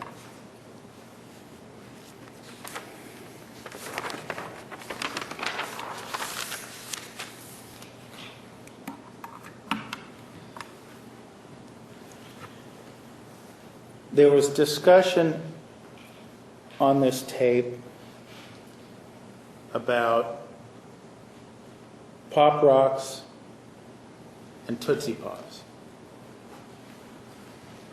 Could you explain to us what that means? Yes, one night, I think it was on a Thursday, I was scheduled to go to my friend Lonnie's baptism. We had a lot of nights, but I think this was the night that he was getting baptized. And Travis asked if I wanted to come over, so I ditched the baptism and got ready to go over to his house instead. And he wanted me to dress up in a schoolgirl outfit with braids. I didn't have a schoolgirl outfit, so I looked through my closet to see if there was anything comparable. And let me stop you there. Was there a certain wardrobe that was desired for this schoolgirl outfit? Yeah, like a private school girl. Okay, but what do you mean? So if you could be specific, Jodi. Well, we had discussed it briefly before, and so I don't know how specific I can be. Just like a schoolgirl, maybe in a skirt with a blouse. What else? Knee-high stockings, Mary Jane shoes, that kind of thing. What about underwear? Sometimes no underwear, sometimes with the Spideys. Sometimes what? With the Spider-Man underwear.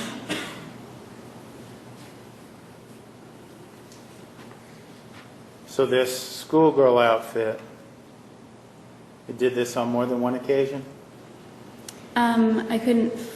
I didn't have a schoolgirl outfit, so I just put something together that I thought he would like instead. Okay. And how does this relate to Tootsie Pops and Pop Rocks? He asked if I would go swing by and get those on the way over.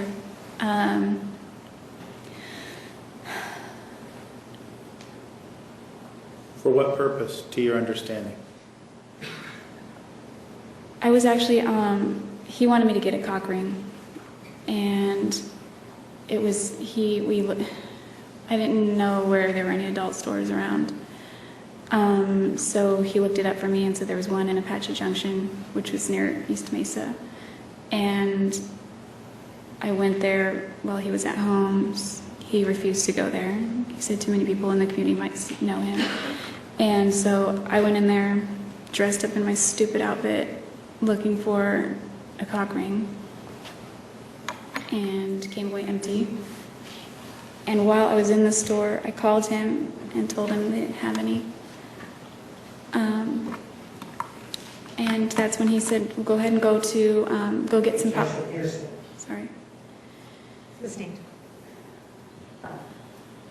After you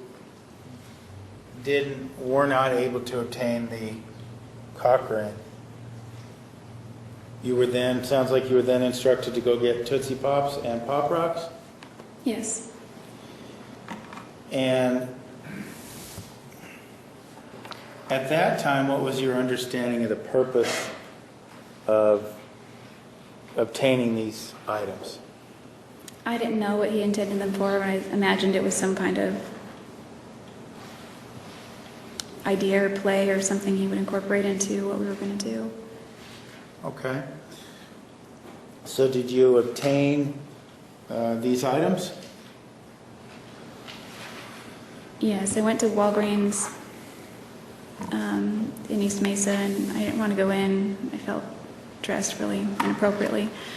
So I left Walgreens and I went over to Walmart, this other Walmart that I never go to, and I went in there and got that, and I think I bought some bubble bath and the Tootsie Pops and the Pop Rocks. And when you say you went in there in that outfit, you were talking about the schoolgirl outfit or the outfit that you could best put together from that request, right? Yes. Did you have a coat or anything to put on over it to cover yourself up? Yes, I wore a black jacket. Okay.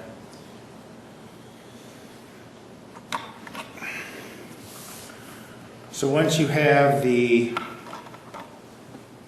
Tootsie Pops and the Pop Rocks and the bubble bath, where do you go? After I pay and leave and go to Walmart, leave from Walmart, I go to Travis's house. Okay. And just describe for us what happens when you arrive.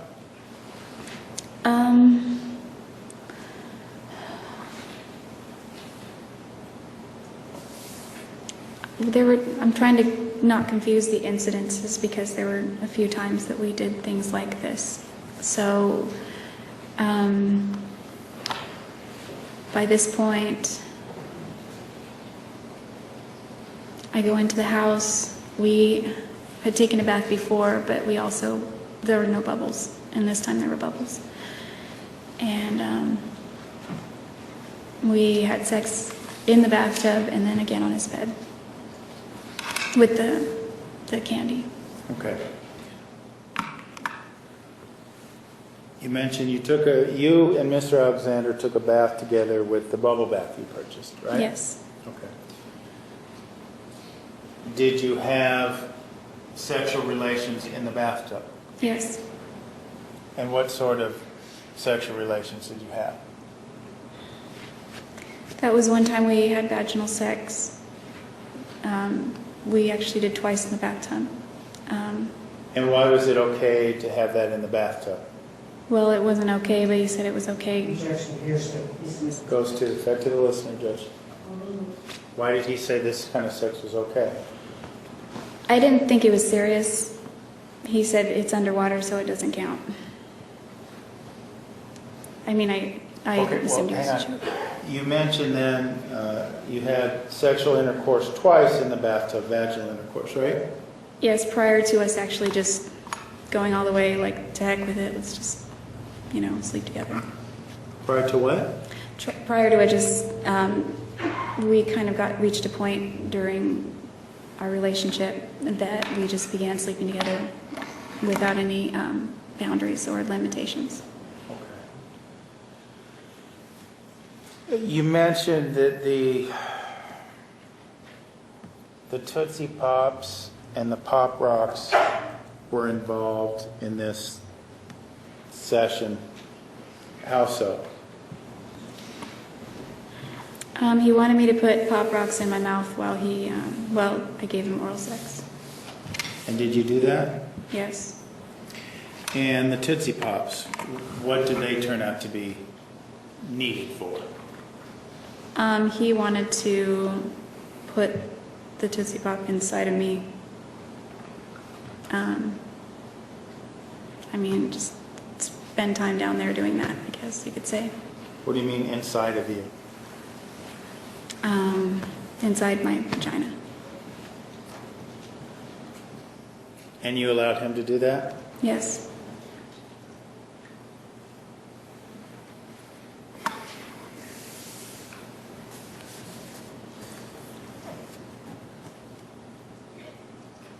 This bath, you mentioned a couple, you talked about taking a bath with him and feeling like a goddess. You talked about that on the tape. Was this the occasion you're referring to, or was there another time that you took a bath with him? That was the time prior to that. Okay. And when was that, relatively speaking? I believe it was sometime in the fall or winter of 2007.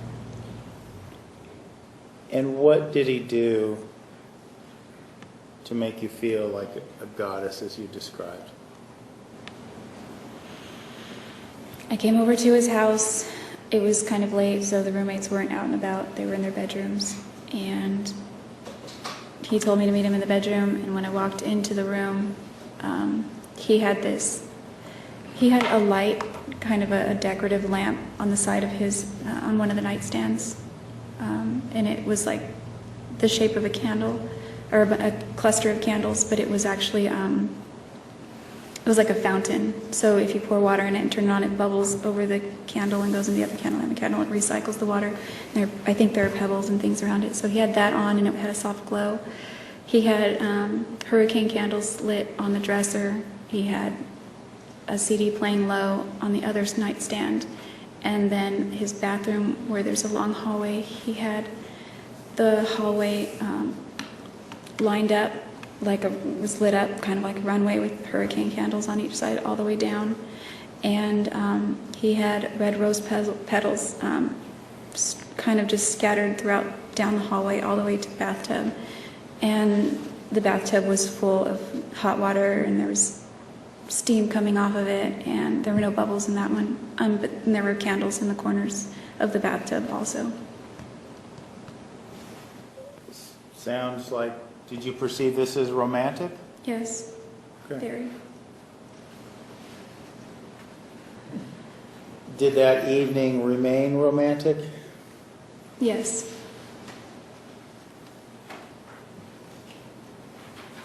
Did that romance include sexual intercourse? Yes. How is it different than the other occasion? What distinguished one evening as being feeling like a goddess and the bath that you were just talking about? That was the same evening, like when I made that comment. No, the bath you were talking about with the Tootsie Pops. Oh, it was the Tootsie Pops and the Pop Rocks were more playful and experimental, and the other was a lot more romantic. And you preferred the latter? If I had a choice, yes, but I would have gone with either. What do you mean if you had a choice? Didn't you?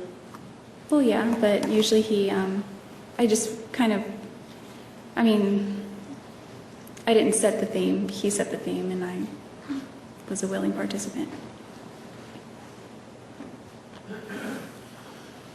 A comment was also made about braids. Braids were hot, was something that was said on the tape. You alluded to a schoolgirl outfit, and early in your testimony you talked about Mr. Alexander having an interest in younger women. Was the braids a part of this interest, or what was your understanding about the braids, or describe that for us? The braids were, at that time I still had blonde hair, and he called me Pollyanna with the braids, that kind of thing. I believe it was to make me appear a little bit younger. He liked you to look a little younger? Mm-hmm. Yes. Did he ever ask you to act a little younger?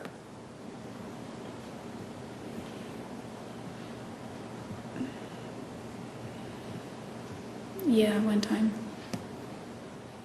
Tell us about that time. Objection, foundation. Your Honor, she hasn't even begun to describe the incident. There's no proper objection. Make sure that she describes the place and the time. tell us about this incident. Where did it take place? In his bedroom. Do you remember when? It would have been sometime I don't remember if it was the fall or in 2008, but it was prior to when I walked in on him. I remember that. Prior to when you walked in on him? Mm-hmm. In January of 2008, right? Yes. Okay.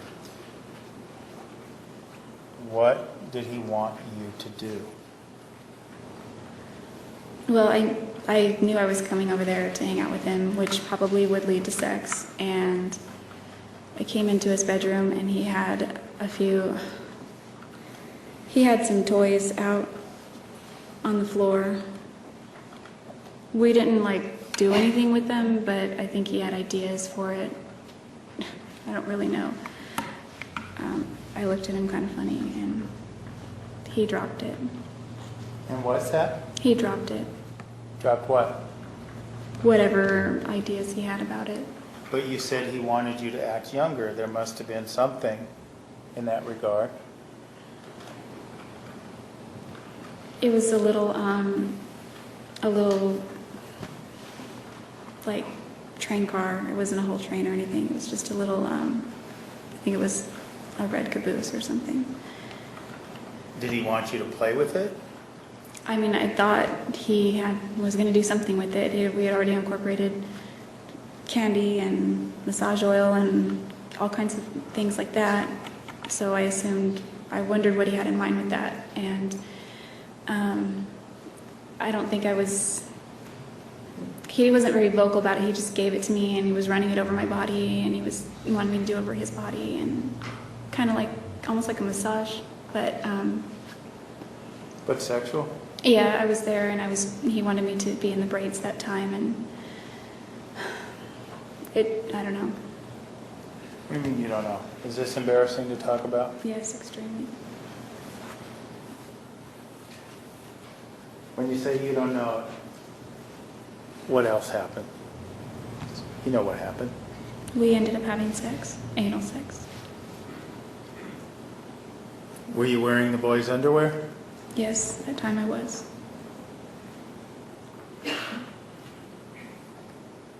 And you were playing with these toys? I don't know that I could really say playing, but kind of kind of like adult play, I guess you could say.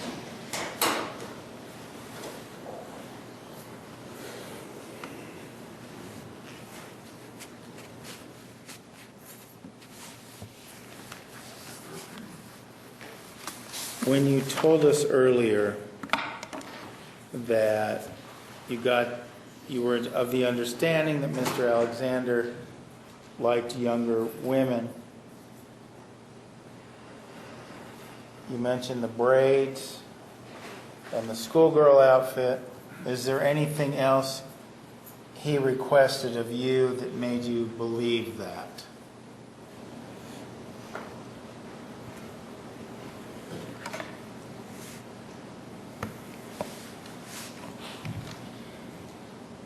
There were things I learned about him that made me believe that, but... Well, how about things he requested of you? Did he request you do anything else to make yourself look younger? Braids, schoolgirl outfit, Spidey's. I don't remember.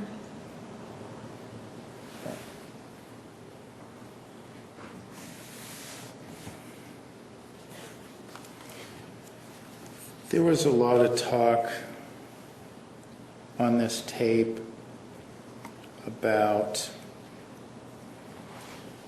photo shoots and pornography and the porn star thing and pictures of you with semen on your face, making quote-unquote legitimate porn.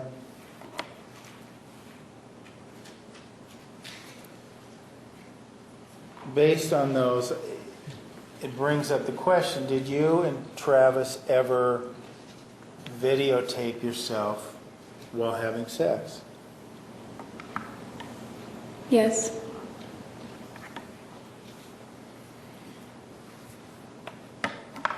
And whose desire was for that to take place?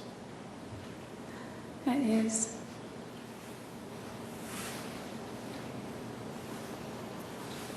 And these videos, how were they made? On a digital camera.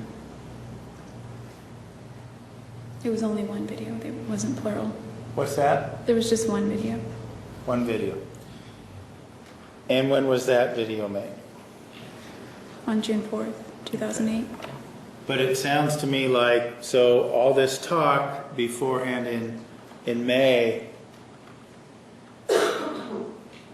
you're saying that before June of 2008, there was no recording or pictures or things of that nature. Is that what you're telling us? No, I'm only telling you that there was no video. Okay. So we saw the pictures that were taken of you on June 4th of 2008. Did he take other pictures of you? Yes.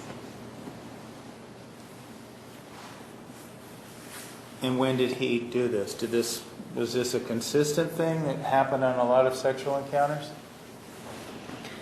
No, it's something I had to, I guess, build up the courage to do. I hadn't done that with previous boyfriends, except one photo that Daryl snapped one time with my phone, and it was deleted. And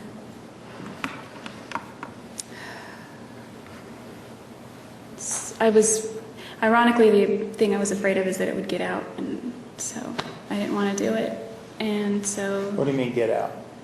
He wanted me to email him some pictures, or maybe phone pictures, send him. And he began requesting this very early in our friendship/relationship in 2006, and I refused. Is that the time of on November 11, 2006, when he sent you the picture of his penis? Is that when he began requesting those pictures? No, it was prior to that. Okay. So he's asking for a year and a half, 2 years. When do you finally relent? I let him take pictures of me in July 2007, but they weren't completely nude. My birthday is in July, and so is his. So right before I moved down there, I flew from Oakland to Phoenix just to test the water and kind of see how things work. So we had broken up, and I spent the weekend with him, and he was like the old Travis, like very charming and very loving. And sorry. How was he acting? He was treating me very well, almost like he was trying to court me again, and which I believed he was. And it kind of sealed the deal, like, for me. Did his behavior motivate you? Did he talk you into taking the pictures? Did he charm you into it? He had to do a lot of coaxing and begging and pleading up to that entire point for all those months. So he bought me some lingerie from Victoria's Secret as a birthday gift, and he joked that it was his selfish birthday gift to me. And so when I tried it on, he wanted to take photos, and I let him. He what? I let him. After all this kindness, you relent, you take pictures. What's he take pictures of? My body. Well, are they more similar to the pictures of you laying on the bed, or are they more similar to the pictures where he seemingly has the camera a couple inches from your vagina? I would say somewhere in between that. He just got different angles up close. But I was wearing lingerie. Okay. And part of the agreement was to be that these were to be deleted? Is that what we're hearing? Yeah, I told him we can do it only if we delete them after. It was my camera anyway, so they were going to get deleted regardless. But that's how he got me to do it. So we agreed to delete them.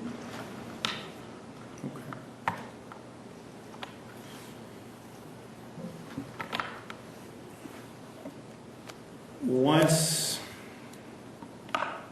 you agreed to these initial pictures that happened in July, was that the only time that happened besides June 4th? No, he wanted to take a few pictures of me while we were at Havasu Pie, and we were alone. Did you relent to that? Yes, he had been asking for over a year, since I didn't want to concede to give. Sorry. It's improper objection, Judge. Ask me a question. Did you wind up taking photographs? Did you wind up allowing Mr. Alexander to take photographs of you, nude photographs at Havasu Pie? No, they weren't nude. They were in my bikini. Were you wearing all your bikini? Yes. Okay. Were those to be deleted or were those for him to keep? I wouldn't have let him keep them at that point. What's that? I'm sorry. I don't know if they were deleted. Because I think I saved a couple that were normal, like just one of me standing there, and some of us as in a group shot. But the ones he took were a little bit more up close, like cleavage and that kind of thing. So those were deleted. Okay. Over the course of your relationship, then, were there several of these photo sessions where he would take nude photographs of you and delete them? Well, I don't know what you mean by several. Do you mean a lot or a little? Well, how many would you say that there were? With the lingerie and the bikini and June 4th, I think there were maybe 2 other times. Okay. Besides those times? Yes. Okay. There was talk in that tape about taking pictures of you with semen on your face. Did he ever do that? He never took photos of it. That was something we were planning. Okay.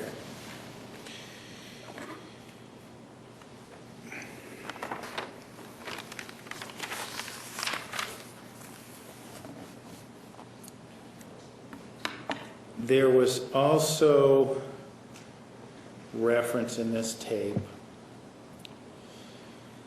to Aronburg. Early in your testimony, you had told us about a trip you made to Aronburg with Travis. Refresh our memory, when was that? It would have been in October 2006.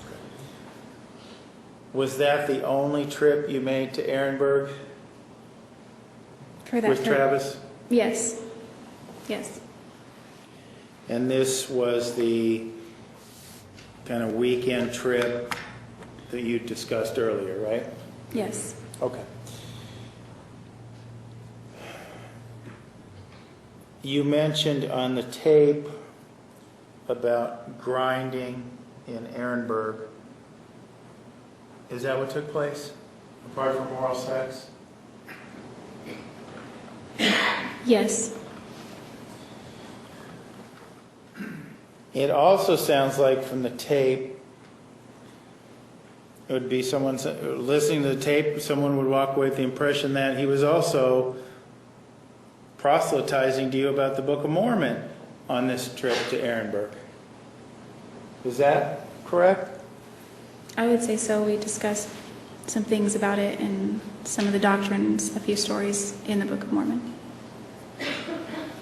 So this weekend in Aronburg, includes oral sex, grinding, grabbing your buttocks at a truck stop, and proselytizing about the Book of Mormon. Objection. And a movie, Objection, right? asked and answered.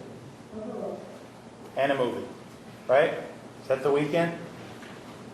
Yes, and dinner at Sizzler. Dinner at Sizzler, I'm burning some CDs.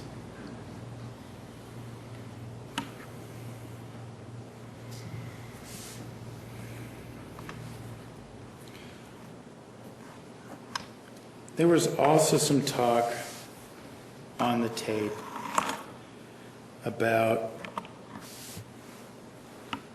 introducing Travis to KY. Do you recall hearing that? Yes.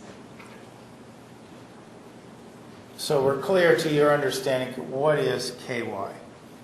KY is a personal lubricant. And did you in fact introduce Travis to it? Yes, I did. Why? He refused to buy, well, he was using Astroglide before that with Esther, and she brought that over. He ran out of it eventually and then just went back to Vaseline because he refused to be seen in public buying personal lubricant. So I brought KY over one time, and yeah. And what? Well, on the tape I was about to say that Daryl introduced it to me, but I didn't want to bring up an ex-boyfriend because before that I did mention that I was using baby oil. That's what I used in prior relationships because I just never thought of using KY. And so when I began to date Daryl, that's what we used, and so that's what I was familiar with. He was only familiar with the Vaseline and the Astroglide, but Astroglide I think was more expensive, or the kind that I saw on the shelf. So rather than buy that, I just went with the brand that I knew and the cheapest version of it. Okay.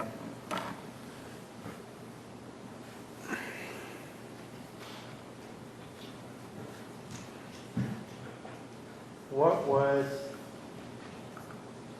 the KY used for? For sex. Anal sex? All kinds of sex, All probably kinds of except sex. oral.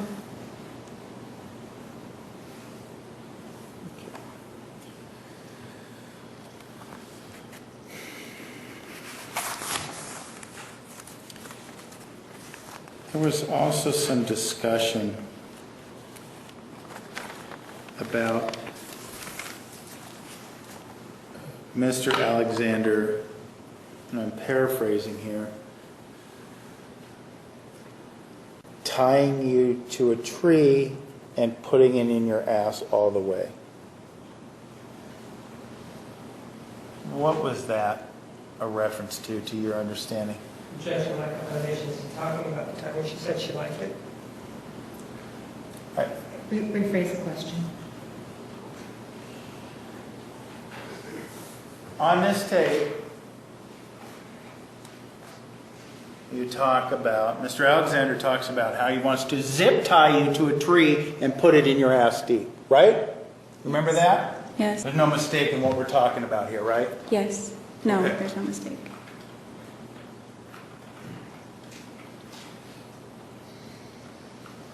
What was that a reference to?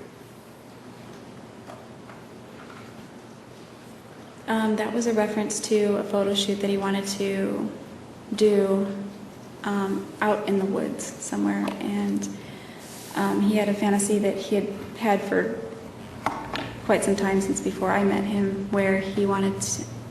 Objection, lack of foundation. She's describing it, Your Honor. Please. The way it works is I make the objection and you rule. Yes. Okay. Follow up with another question. Sustained. He wanted to do a photo shoot of what? He wanted me to dress up like Little Red Riding Hood. And you said this was to take place in the woods. Where? Well, he wanted me to find a spot because he was coming up to Wairika. There is a lot of forest up there. So there are trails and things near a park called Greenhorn. It's toward the southern end of town, and it goes into the woods quite a ways. And I figured if we went early in the morning or late at night, we could find a spot there and we wouldn't have to worry about any hikers or anybody coming upon us, because that would have been mortifying. Were you tentative about having sex in public? Very much, yes.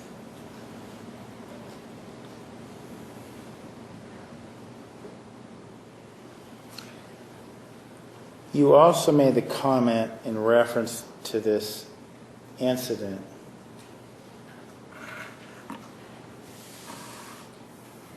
that it's so debasing, I like it. You recall saying that or hearing yourself say that? Yes, I do. What did you mean by that? Well, when he said tie you to a tree and put it in your ass, the first image that flew to mind was this scene from the movie Me, Myself, and Irene, where toward the end there's some kind of antagonist or bad guy or some guy in the movie where he is tied to a tree with his arms around the tree and his pants are pulled down, and a chicken or a duck or a goose or something, his beak and head are shoved up his butt, and it was a really awful scene in the movie. It's supposed to be funny, but it was disgusting to me. So when he said that, and I could only think that, man, not that that really happened, it was just a movie, but I thought, how degrading. And so I said that, and then as I said, it's so degrading, I didn't want him to feel bad for expressing himself and his fantasies. So I quickly added, I like it, just so he didn't feel like I was insulting his personal fantasies. Pleasing him was still important to you, even in May of 2008 after you'd moved back home? Yes.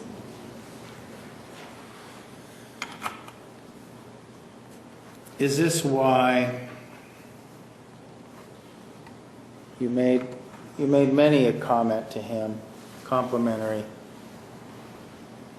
Is this why you complimented his stamina? Objection maybe. Go through. Let me answer. Yes, Travis thrived on compliments. Is this why you called him human? Yes. Is this why you were so complimentary of his genitalia? Yes.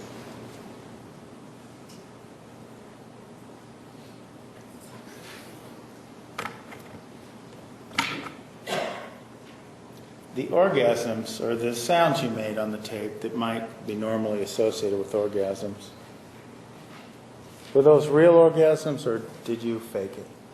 I was faking them. Why?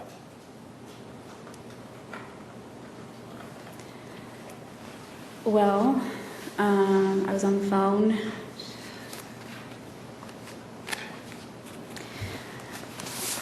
Sorry, it's kind of embarrassing.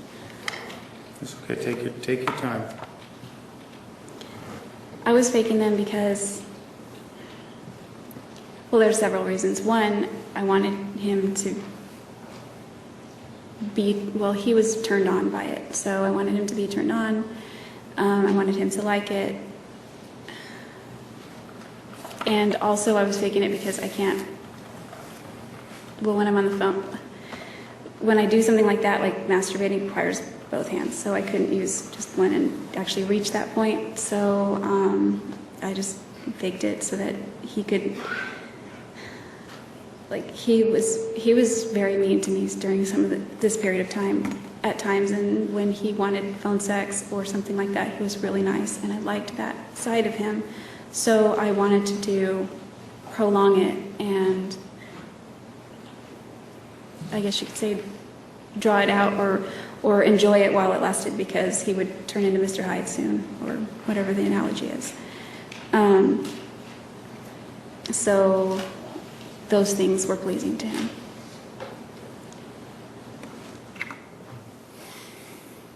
Okay.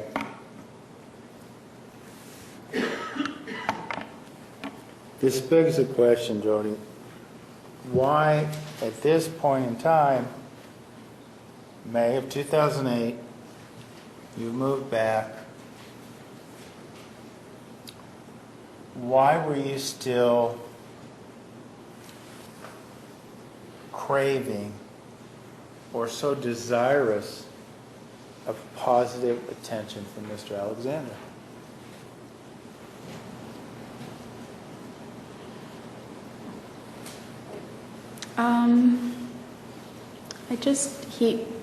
When he was nice to me, it reminded me, he made me feel better. I liked the way I felt when he was nice to me. It made me feel good, so I sought those things, and when he was mean, it didn't make me feel good. So that's why I preferred one over the other. Well, why any contact at all? I'm sorry? Why any contact at all? Why talk to him? Well, he pawned his car off on me, so I had to pay him for that. There was still that connection that we had. We'll get that to a little bit, because obviously you weren't discussing the car on this phone call we just heard. That's true. And you also mentioned even earlier that night you were having chats with him over the internet, right? Yes. Okay. And do you remember what day you moved back? I don't recall the specific day, but it was in the first half of April, Okay. 2008. Well, let's back up a little bit then. Back up to the time, what you were telling us when we ended yesterday. You had said that after this incident where you were kicked in the ribs and then kicked in the hand and suffered the injury that you showed us on your finger, you realized, you told us you were one of them. And if I understood you correctly, that was a reference to a battered woman, one of these women that don't call the police when their boyfriend abuses them, right? Yeah, women that just put up with it.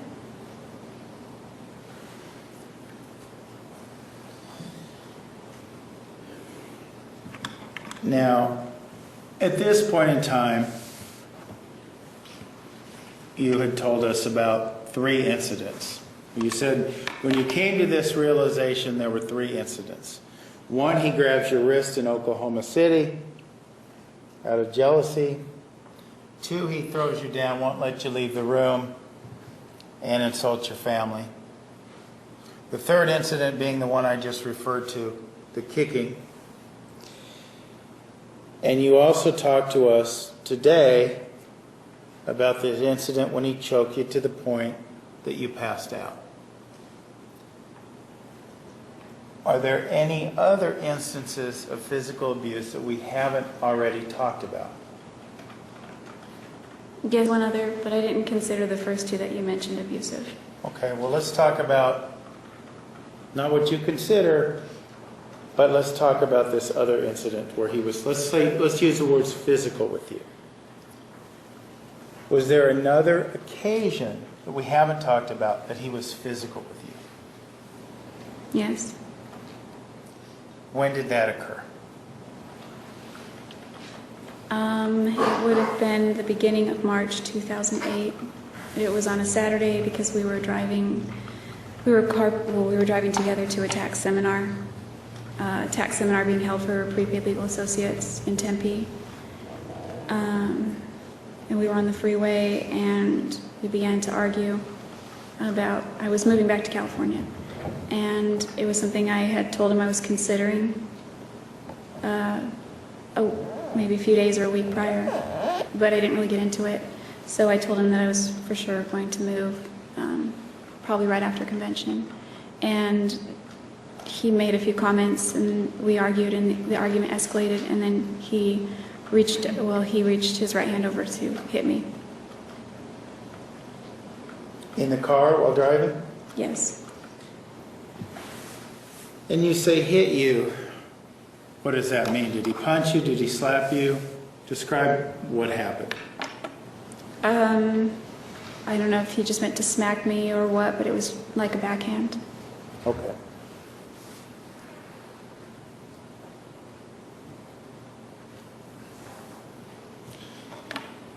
And so we're clear, prior to June 4th, was that the last time he was physically violent with you?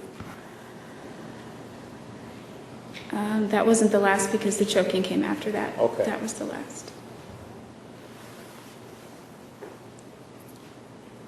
So prior to June 4th, have we discussed all the incidents of violence that you suffered before June 4th?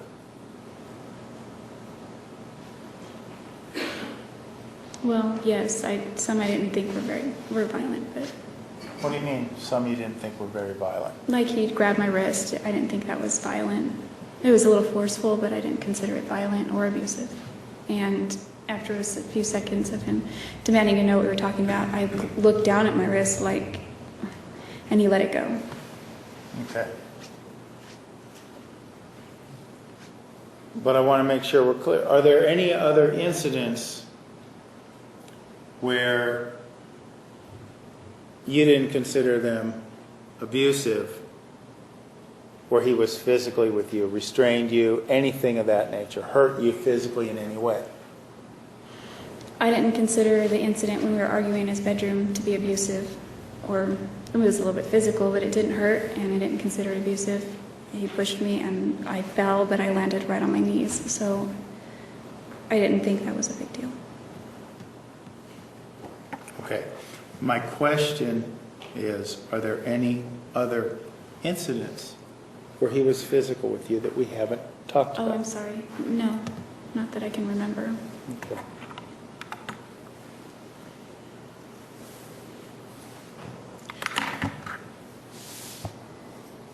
You tell Travis that you're going to move back to Wairika, or California, excuse me, and I'm assuming you meaning back to Wairika, back to your grandparents' house where you wound up, right? Yes. Okay. After he backhands you in the car,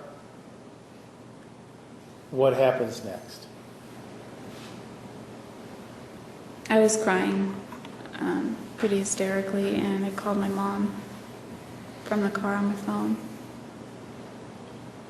And I asked her if she would please lend me some money so I could move back. Where were you living at the time? I was still renting the same room in East Mesa. Okay. And from what you just said, you didn't have the money to move back, right? No, I was broke most of the time.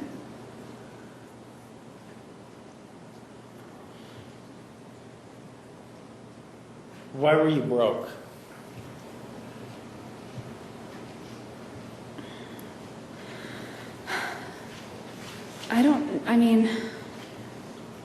I didn't have a big rent to pay.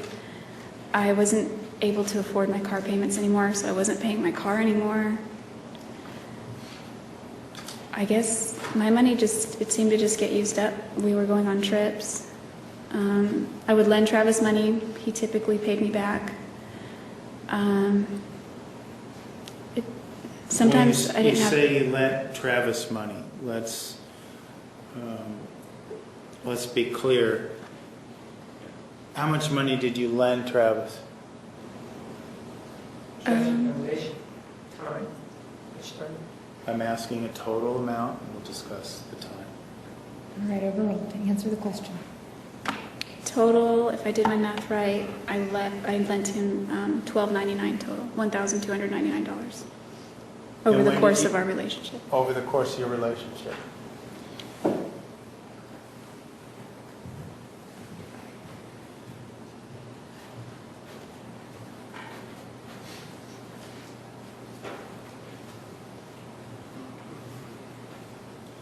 Did you lend him any money in 2008? Yes. Lend him any money in January 2008? Yes. May I approach, Your Honor? May. Jodi, I want to show you what's been marked as Exhibit 436. Can you take a look at these, please?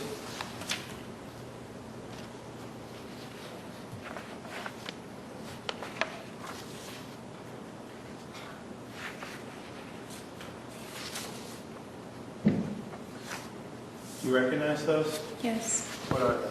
They're canceled checks that I wrote out to Travis. And the first check, when was that written? January 11th, 2008. The second? January 15th, 2008. And the third? January 30th, 2008. How much was the first check for? $100. Objection. She's testifying as to a document, not in evidence. I have no objection if she moves it, if they move it into evidence. And we'll move it into evidence. Any objection? No. 436 is admitted. Before we have it marked, Jodi, how much was the first check for? $100. And what was why did you give Travis $100? Or why did you write him a check for $100? I don't remember specifically what he needed it for, but it had to go in his bank account, his checking account. And the second check? $699. And what was that for?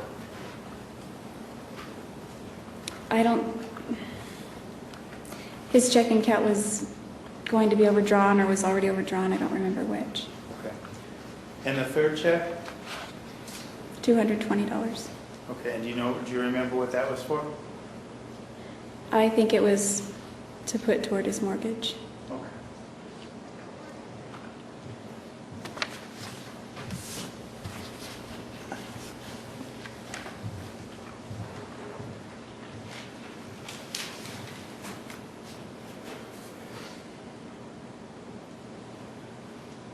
Now these checks, Jodi, you mentioned talking to him about, or needing to talk to him afterwards about his BMW. But this check number 3008, that didn't have anything to do with the purchase of his BMW? No, he hadn't discussed selling it yet. And likewise, check number 3009 to Travis for $699. That also had nothing to do with the BMW? No. And the final check, 3012, for $220, that also didn't have anything to do with the BMW. Is that correct? No, he wasn't selling it to me yet at that time. So, if I'm doing my math right, looks like you gave Travis over $900 in January 2008. Is that right? About that, yes. Did you really have that kind of extra money to give, to lend? At times, the money was in my account, but it was generally allocated to my own bills. This money that was generally allocated to your own bills, why did you give it to Travis? Or lend it to Travis? He needed it. Didn't you need it? He promised he would pay it back before any other checks cleared my account or before I needed to make payments to for my own bills. Did that always happen? What? Did he pay you back before you needed to pay your own bills? Not always, but usually. Did you have checks bounce because of this? Yes, I had a lot of checks bounced that month. A lot of fees. Did Travis pay those fees for you? No, he screamed at me for incurring them. Did he pay the $900-something back to you? Eventually he did, yes. Eventually meaning, do you know how much later? Months? It weeks? wasn't too much later. One payment was late to the point that I got a bunch of fees that hit my account that I wasn't overdraft fees. And that was the only time it was late, I think, that I remember. Did your bills go unpaid? I don't remember if Washington Mutual covered the bill and just charged me a fee, expecting me to put money back in my account, or if there were payments that were returned to the people or companies or creditors or whoever I was paying. Okay.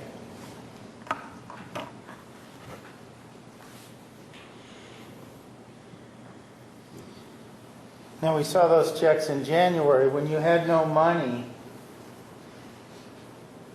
to move back to Wairika. Did Travis owe you money then? I don't recall. It was in early March, so I don't recall if I lent him money around that time or not. Okay.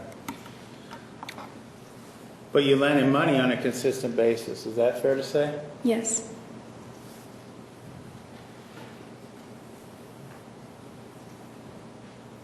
So after you call your mother and ask for money to move back to Wairika, what happens?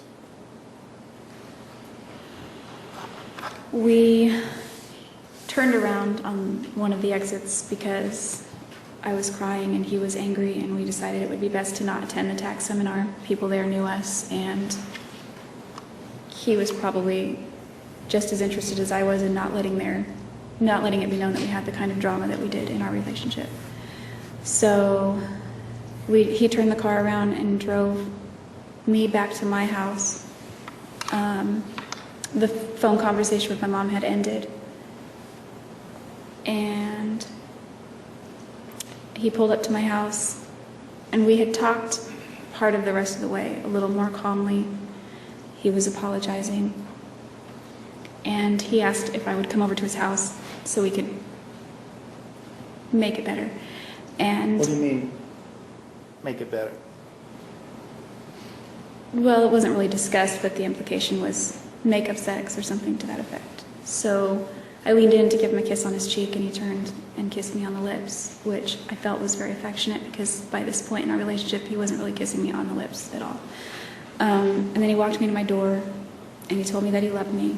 And so I changed out of the business clothes that I was wearing into just more casual clothes, and I cleaned myself up a little bit because I had been crying. And then I swung by Starbucks to get him a cookies and cream frappuccino, and I think I got a strawberry. And then I drove to his house, and we hung out. So he hits you in the face. Then if I heard you right, in the car later when he's at the home, he tells you he loves you, right? Did I hear that right? Yes. And I'm sorry, he didn't hit me in the face. you said he slapped you in the car. while He you were did. driving. He Yeah. did.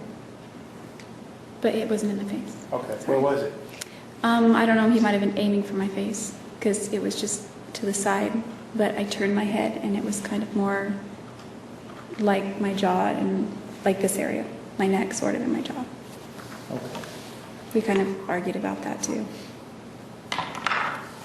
So after dodging a slap to the face, and he tells you he loves you and wants make-up sex, not so many words, and then you go over to his house with items from Starbucks. Is that accurate? Yes, 2 frappuccinos. Okay, 2 frappuccinos. And you've already decided you want to move back home, right? Yes. Why did you decide at this point in time, before we go into what happened afterwards, why do you pick up the phone to call your mother to move back to Wairika? Why do you want to move back to Wairika? So we're in the beginning of March, and I decided actually during Christmas that I wanted to move back there because I was there with my family. I was broke, so my mom paid for me to fly back for Christmas. I flew into Sacramento. My dad picked me up, and I'm sorry. No, she's describing why. Ask another question.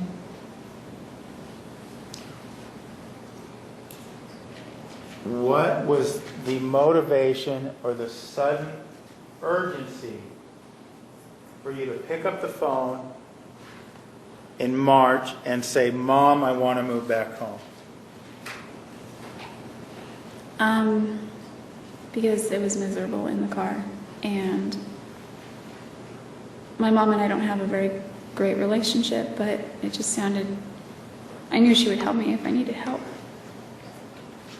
Why did you want to get out of Mesa so quickly? I didn't have a way to get out, and I wanted to, it was miserable. I wanted to leave, but it wasn't right away. What was miserable, Jodi? What was miserable? My relationship, my circumstances, how things were going. Your relationship with Travis? Yes. The circumstances being how he treated you? Yes, the roller coaster we were always on. What do you mean by roller coaster? The ups and downs. The ups were great and the downs were horrible, and it was a point where it was a horrible point, and so that's why I picked up the phone and called her. So you had considered it earlier for personal reasons, but that day in the car you realized you wanted to get away from Travis. Is that right? It wasn't healthy for you to be with him.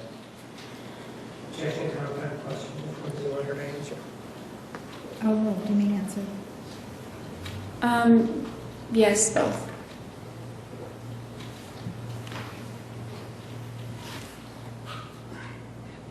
So, what happens after you speak with your mother? You mean while we're speaking or after we hung up?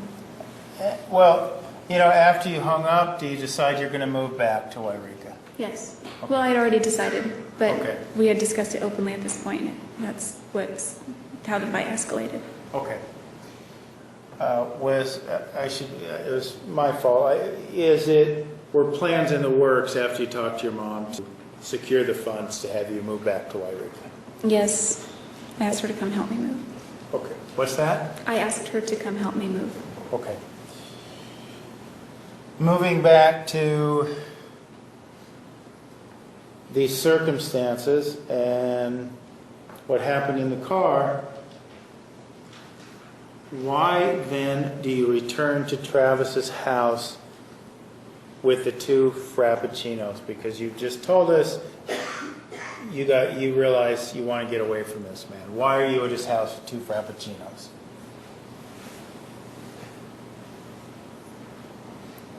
Because it's complicated. I still loved him. He was a lot more, he had calmed down. He was very tender and gentle by the time we reached my house, and the way we parted was very sentimental. And that's why he invited me over, and I could foresee that it would be a pleasant time that we could spend together. And I wanted that since we had just had such an unpleasant incident. Did you still love him at this point in time? Yes, I loved him. Even though he hit you? Mm-hmm. Yes. Okay. So you have the 2 frappuccinos. You're in Mr. Alexander's house. What happens? Do you have sex? We did have sex that day.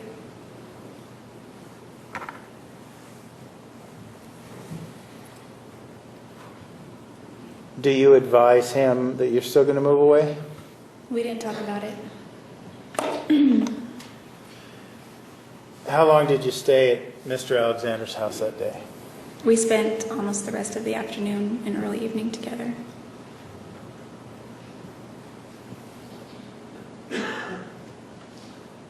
When did you finally tell him that you were going to move back? In the car. Well, we had discussed it a few days earlier, or maybe a week. I can't remember. It was sometime in late February. And I discussed with him that I was going to, but it just was indefinite. Like I didn't know when exactly, but it was it was somewhere on the horizon.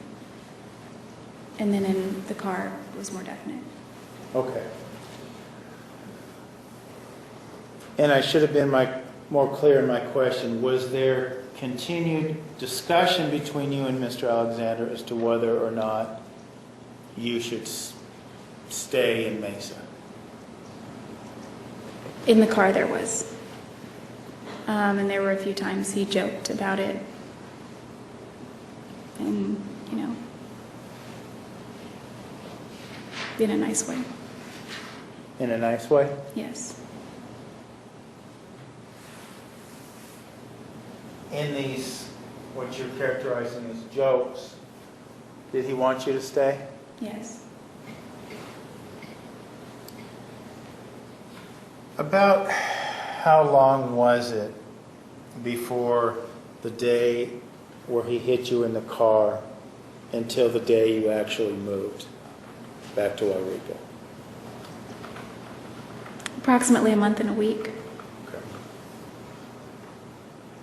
And so in this, we'll call it about a 5-week period, are you still seeing Mr. Alexander? Yes. Is it business as usual, so to speak? You're still coming to his house late at night for sexual rendezvous? Yes.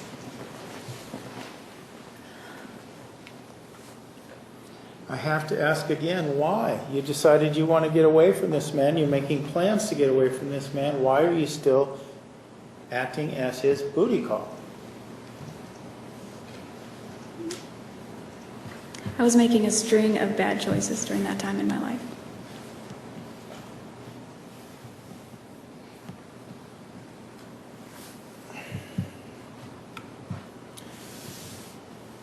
You spoke about that you were still living in this home in East Mesa. Did you live there the entire time before you moved back to Wairika? The majority of the time I moved in with Rachel first, and then she eloped with her boyfriend/fiance. Okay. Did you stay with Travis before you moved back? Oh yeah, I did. The last 4 days, or maybe it was somewhere between a week or almost that. Not quite. Did he have roommates at that time? Yes. Did the roommates know you were staying there? I think they did. I parked right in the driveway. Okay. Where were you sleeping? In his bed. Okay.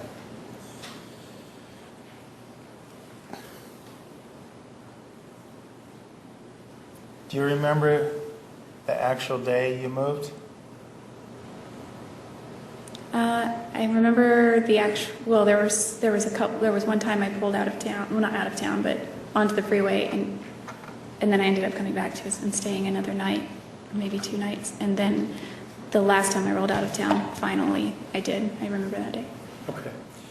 Well, as it relates to the day that you started driving out of town and drove back to Travis's house, why did you wind up driving back to Travis's house?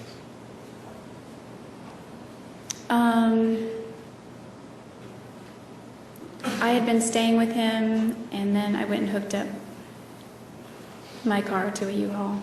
I was taking my car. So then I had it parked.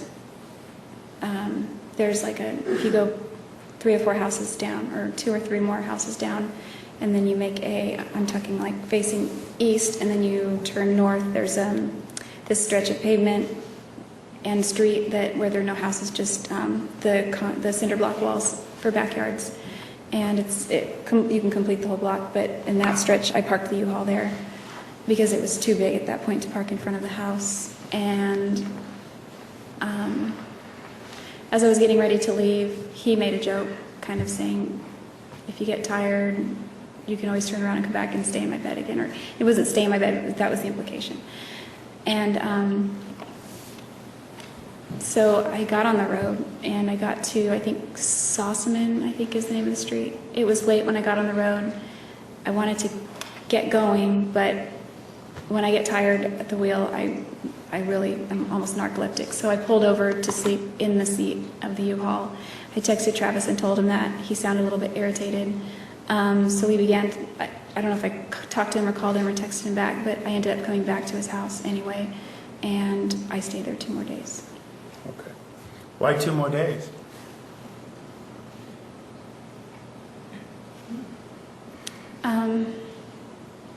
I'm trying to remember if there was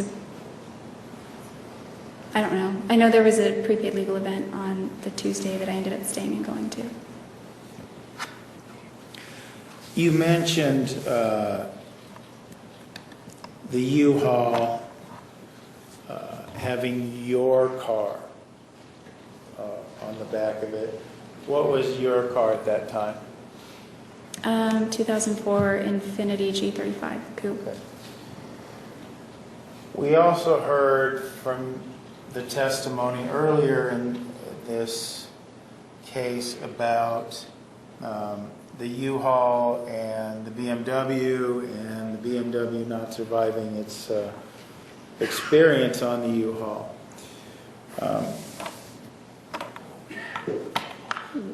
And earlier you also said he pawned off his BMW on you. What do you mean by that? What was going on with the BMW at that point in time? What I mean by that was around January, I knew that I needed to give my car back to Infiniti Financial, which was the lender, and I couldn't afford the payments anymore. And because I had gone from excellent credit down to having a foreclosure and now soon a repo, and all my credit cards were shot, my credit was shot. So Travis was in the process of looking for a Toyota Prius, and he wanted to unload his BMW, but he said he could get more by selling it private party than trading it in. So he didn't want to go through the process of selling it to somebody and worrying about collecting payment and that sort of thing. And so I was going to, there was a guy at my Amy's Cafe that I worked with that wanted to buy it, and he offered him all cash for $4,500, and Travis scoffed at that and said that's not nearly enough. He wanted to sell it for, I think it was $6,000. So he proposed that I buy it because I had to give my car back. He said, your credit's horrible right now, no one is going to lend you a dime, why don't you drive it? And you can pay me. And he gave me very easy terms to pay him, and I had seen that car break down on him at least 3 times in the time I'd known him, so I was a little bit leery of getting that car. It didn't have a warranty, and one of the reasons I bought the Infiniti was so that I didn't have to worry about my car breaking down. So I was reluctant, but his idea at the time made sense to me because I did have to give my car back, so I agreed to do that. And I drove that car out to the U-Haul Center, which was in Apache Junction, and I bought a tow dolly that has the back wheels on the pavement and the front hiked up, and it was attached to my U-Haul truck. And when I drove there, they had the dolly hooked up and instructed me to drive up onto the dolly. So I did that, and I shut off the car, and the U-Haul guy checked it out for me. He took the keys out of the ignition for me and everything, and then he shut it, and I asked him if he would please lock it. He locked it. And then I took off on the road. It was somewhat near the freeway, and hitting the freeway, I tried to speed up, but it seemed like there was a lot of drag on the vehicle, and it wouldn't really go, even though I was flooring it. And there were some cars driving by honking, and I didn't know if they were honking at me, but as that continued, I wondered what was going on, and I looked out the side view mirrors, and I didn't see anything different or strange. But they continued, more vehicles continued to do that, and they were passing me because I wasn't going fast enough. I was trying to go faster, but it wouldn't speed up. And then I looked again in the side view mirrors, and I noticed a ton of white smoke coming out the back on both sides of the U-Haul truck from behind it. And so I knew that wasn't a good sign. So I pulled off the exit, the next exit that I came upon. I think I was still in Apache Junction. And I didn't want to take it any further because it looked like it was bad. So I pulled off the exit on the exit ramp, on the shoulder of the exit ramp, and I got out to see what was going on with the car. And ultimately, what did you learn happened to the car? Did it suffer any damage? Yes, the car was left in first gear, and I towed it that way, and it was either the engine or the transmission blew up, and there was black oil all over this white pavement, which was the exit ramp, and it was just going everywhere. Okay. And there were pieces of metal on the pavement. And was this on the day that you were the day that you left and came back, or was this on the day that you ultimately left for good? Neither. That was right before. It was like in the same week period, but it was neither of those days. Okay. Was it before those days then? Yes. Okay.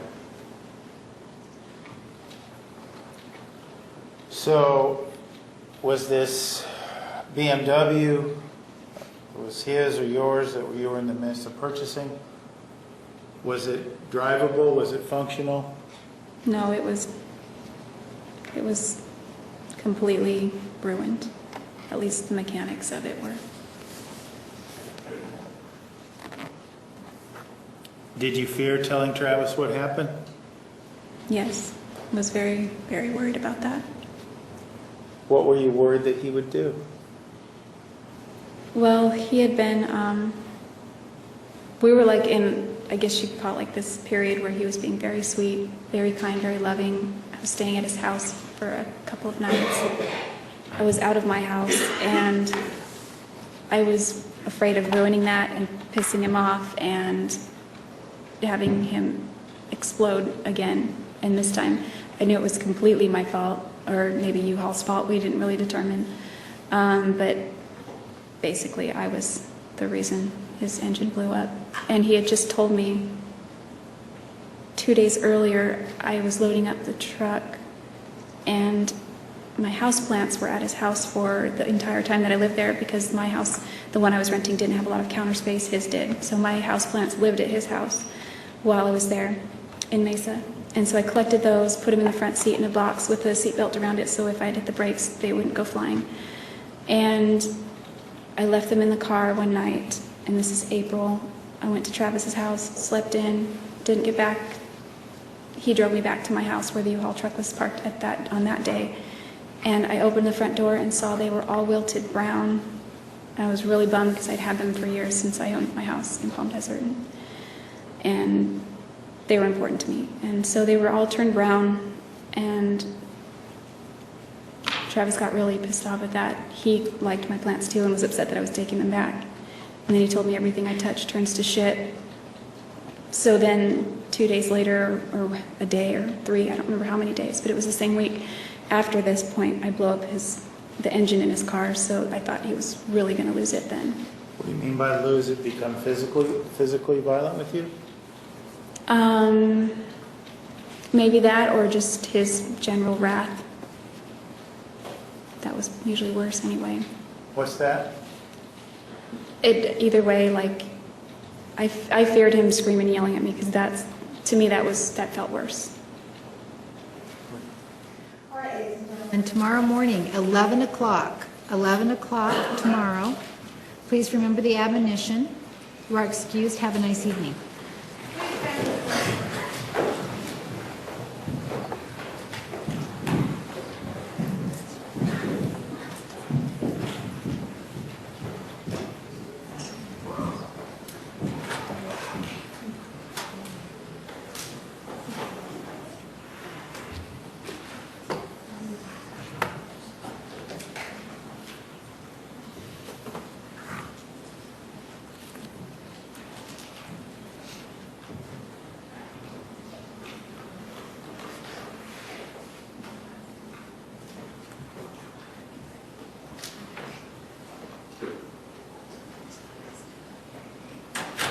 Please be seated. You may step down. Anything else, counsel, for today? No, you got it. Thank you. Thank you. All right.